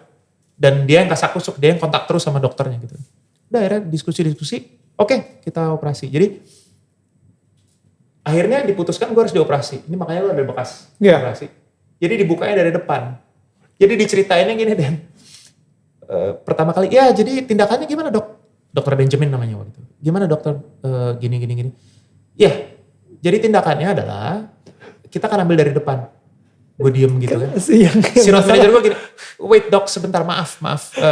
Maksudnya dari depan gimana? Iya dari depan, jadi kita buka dari depan. Karena gak mungkin dari belakang, di belakang tuh syaraf semua.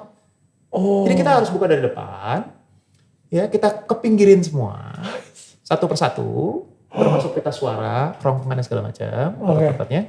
Setelah itu kita ambil, kita korek itu daging, yang si cushionnya itu, kita buang, kita bersihkan, lalu kita masukkan pin di situ, ya pinnya kita masukin, lalu kita screw keempat, screw kelima.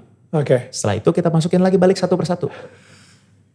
Road manager gue langsung gini, dok pertanyaan, itu akan berakibat pada suara nggak? Soalnya teman saya ini penyanyi. You're a singer. Gitu kan, singer. You're a singer. Gini, dari sekian banyak kasus yang saya tangani, nggak kurang dari 1%. Tapi ada. Dalam arti gini, suara itu hilang karena dislokasi. Karena baru dipindahin. Right. Nanti dengan seiringnya waktu dia kan akan kembali normal, nggak usah takut. Tapi tidak pernah sampai, nggak akan sampai keputus. Tapi karena dislokasi itu kan gue panik ya. Trust me. Gitu. Oke dok. Udah jam 6 gue operasi ditemenin sama nyokapnya Rima. Jadi ada mama di situ nemenin gue ya. Itu operasi jam 6 exactly 3 jam sampai jam 9. Selesai operasi gue tidur biasa kan. Nah besok paginya gue pengen kencing tuh. Hmm. Gue kan belum tahu gue bisa jalan atau enggak kan. Oh, Orang that's baru true. operasi. Ya. Gue pengen pipis terus gue berdiri masih pakai Ya, gitu. ya. Diri. Cet, gue berdiri. Terus gue jalan gue berdiri. Bisa. Berasa. Wow. Berasa kaki gue. Wow. Berasa. Gue sampai gitu. Terus gue jalan ke kamar mandi. Sampai di kamar mandi gue duduk, gue pipis, gue nangis. Gila. Gue nangis bener. Gue terima kasih bener. Sama Tuhan. Ya. Makasih. Gue pikirin udah akhirnya Marcel Siaan deh. Iya. Bayangin lo, gue kan petakilan ya, main drum, suka bela diri, gak Iya. bisa diem. Iya. Tiba-tiba harus terima kenyataan bahwa lo udah jadi sayur aja gitu. Kayaknya Gila sih. semua yang lu suka itu bisa diambil. Iya. Cuman gara-gara Iya. dislocated Betul, gitu misalnya. betul. Dan pada saat itu gue lagi Semuanya loh. Maksudnya dari segi vocal chordnya, ya kan? Dari segi kakinya, kemampuan segala macam kan itu. lu drummer dan Yeah. exactly. Semuanya itu, semua yang lu suka itu bisa diambil dalam Itu gue nangis Dan akhirnya akhirnya gue nangis bersyukur, terus gue jalan, ya biasa lah ya gue jalanin itu. Terus akhirnya gue udah bisa pulang karena dokternya bilang udah gak usah lama-lama, kamu udah beres kok. Ya kan dikasih obatnya juga cuma obat biar gak sakit doang. Udah karena operasinya berjalan lancar gitu, puji syukur. Terus gue pulang udah, terus Rima hari Jumatnya baru datang. Hari Sabtunya kita nonton The Hobbit deh. Oh my goodness. Duduk, The Hobbit. Kayak robot. Pakai spalek. Wow. Ya itu momen dimana gue merasa gila nih. Ini perempuan satu sih yang bikin gue bisa jadi manusia sih. Itu terus ya banyak momen-momen kayak akhirnya di tahun 2011 akhirnya gue memutuskan untuk mengambil posisi sebagai advokat. Karena gue harus mengambil pelatihan, terus gue ujian dan jadi advokat. Itu juga karena Rima. Lu tadi sempat bilang kalau misalnya ada bagasi yang lu pegang, yang lu bawa, dan sehingga bagasi tersebut itu malah menyakiti orang-orang di sekitar lu. Salah satunya mungkin bisa dibilang pernikahan pertama lu sama Bisa, Dewi, ya, gitu. betul.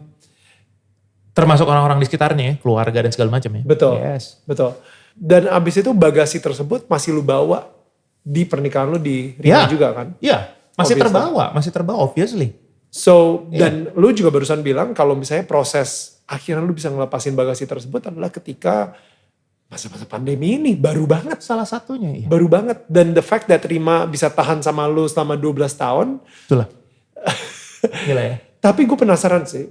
Dari lu sendiri, what did you do differently? Lu dengan pernikahan pertama dan pernikahan kedua, itu apa yang lu lakukan yang beda sehingga mungkin yang sekarang ini bisa lebih tahan lebih lama gitu misalnya? Aduh, gue gak pernah melihat dari sisi itu ya Dan ya. Karena gue tidak pernah memperbandingkan itu. Salah satu contoh gimana gue men-treat anak-anak gue gitu ya. Terutama yang paling besar. Karena yang terdampak dari perpisahan gue. Ya.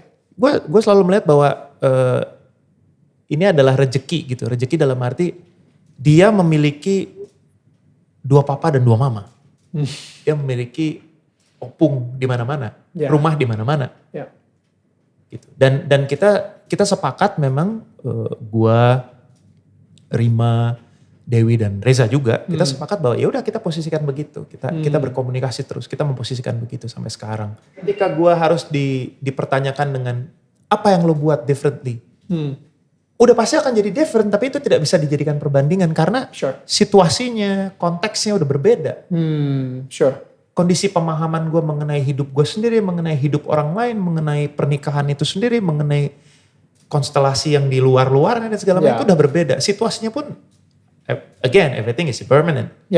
Semuanya berubah gitu, semuanya bertransformasi. Dan gue juga tanpa sadar gue bertransformasi. Tapi memang, makin kesini gitu ya, semakin lama gue bisa berinteraksi dengan Rima di dalam pernikahan gue yang kedua adalah gue jadi semakin sadar bahwa ini bagasi ganggu banget sih gitu. Wow. Udah ini gue harus cari cara gimana caranya untuk melepaskan ini. Bagasi ini harus gue lepas. Mungkin dulu gue bisa handle, sekarang gue udah gak bisa. Dan gue harus bilang nyerah. Wow. Nyerahnya adalah dengan apa? Gue mencari solusi. Solusinya harus gimana? Nyerah tuh bukan nyerah ya udah deh gitu. Gue udah gini. Enggak. Gue sebel dengan kata-kata ya udah gue mau udah gini. Iya, gue juga benci banget. Oh jangan gitu. Iya. Wow. Walaupun godaan itu pasti ada Den. Ya. Godaan itu selalu ada kan. Gue emang udah dibuat sama Tuhan seperti ini, lu harus terima gue apa adanya. Itu. Gitu kan. Iya. Dan itu membuat lu berhenti berkembang gitu menurut gue.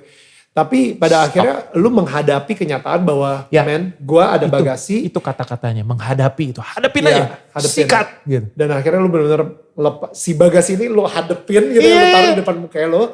Dan akhirnya lu benar-benar buang, lu lepasin gitu. Dan sebetulnya itu tadi kalau gue bilang, gue bisa mempercepat itu sebenarnya dari dulu. Iya. Ya. Gitu loh. Karena apa? Sebetulnya solusinya udah ada di depan. Ya. Tapi karena itu tadi gue udah terbentuk menjadi pribadi yang gue takut menyakiti orang. Menyakut begini, takut begini. Berkomunikasi itu menyakitkan takutnya. Padahal sebetulnya itu solusinya. Sakit sih, tapi akan selesai. Ya. Bagasi itu bisa lo lepas. Sakit tapi membebaskan. Relief, iya. Sakit tapi, sakit. Ya. Dengan keyakinan bahwa ini akan jadi lebih baik. Lo akan jadi lebih baik. Ya. Semua apapun, anything within the constellation is gonna be better, of course. Analoginya sama banget sama yang operasi lu actually. Operasi lu itu menyakitkan, lu harus kayak dikeluarin lagi semuanya. Tapi abis itu lu bisa berjalan lagi gitu maksud Itu gua. itu lo kayak meminta nyawa lo balik tau gak? Kayak lo dikasih second chance gitu. Iya. Dude, lo udah berlebihan sih.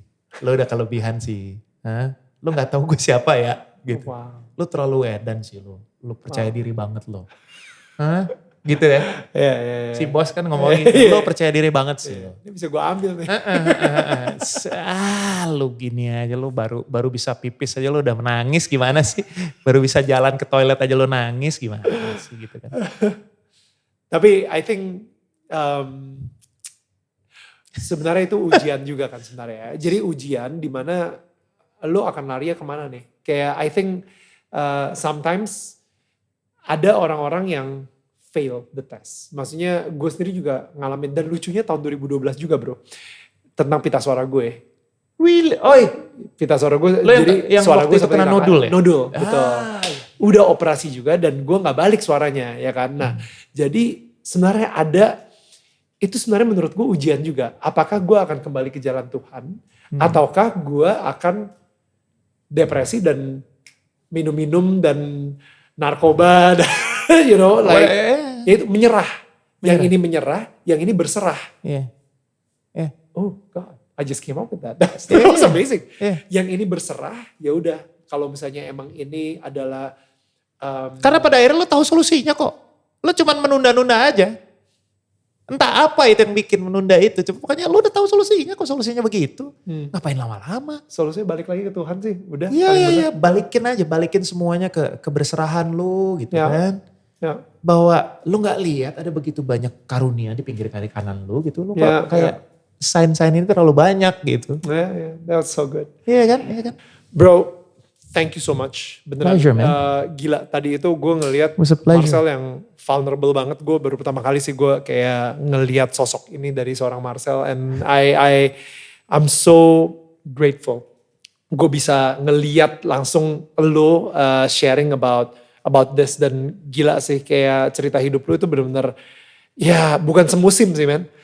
Bermusim-musim gitu. Dan moga-moga kita selalu berharap bahwa yang namanya pencerahan apapun, enlightenment atau apapun itu jangan pernah berhenti ya. Dan gue selalu berharap ini sampai titik gue mati baru bisa selesai.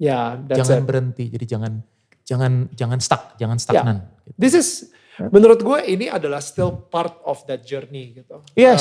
Suatu saat kalau misalnya lo menemukan sebuah pencerahan lagi atau apa gitu, akan ada part 2-nya juga kok. It's okay. And this is happiness. This is happiness. Happiness is the happiness itself is the process. Exactly. Not the end result gitu. Ini proses that's so ini. good. Ya, that's so good.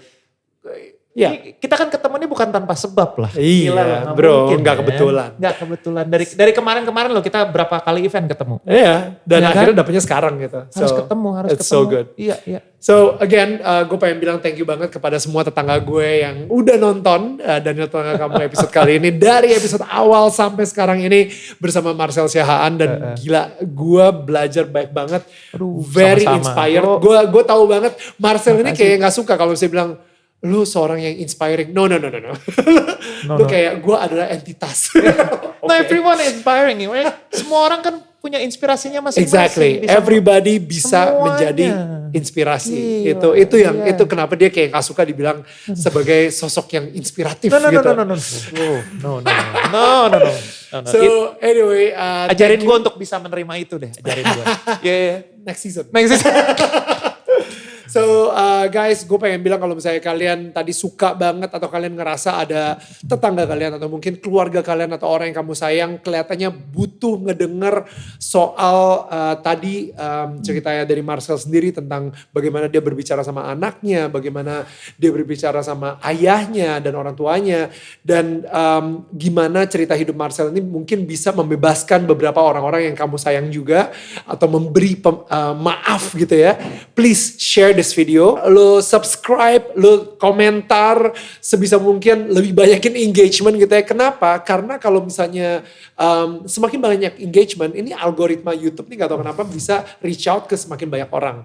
Nah jadinya semakin banyak orang yang mendengarkan cerita hidupnya Marcel tadi itu, menurut gue it can change people's life. Gue berasa banget kayak mungkin ada beberapa orang yang akan mendengar cerita hidup lo dan dia akan terbebaskan dari belenggu yang selama ini dia punya gitu soal memaafkan misalnya seperti itu, atau Memaafkan diri sendiri, memaafkan ketakutan diri terhadap sendiri. sesuatu yang tidak perlu, sebetulnya tidak perlu takut, Exactly. bisa lewatin ya. So dan pastinya jangan lupa juga untuk dengerin kita di Spotify atau di semua platform digital podcast lainnya. Langsung search aja Daniel Tetangga Kamu. Kalian bisa ngedengerin itu sambil nge-gym, sambil ngelakuin tugas rumah dan lain-lain gitu. Dan Sambil sambil hit.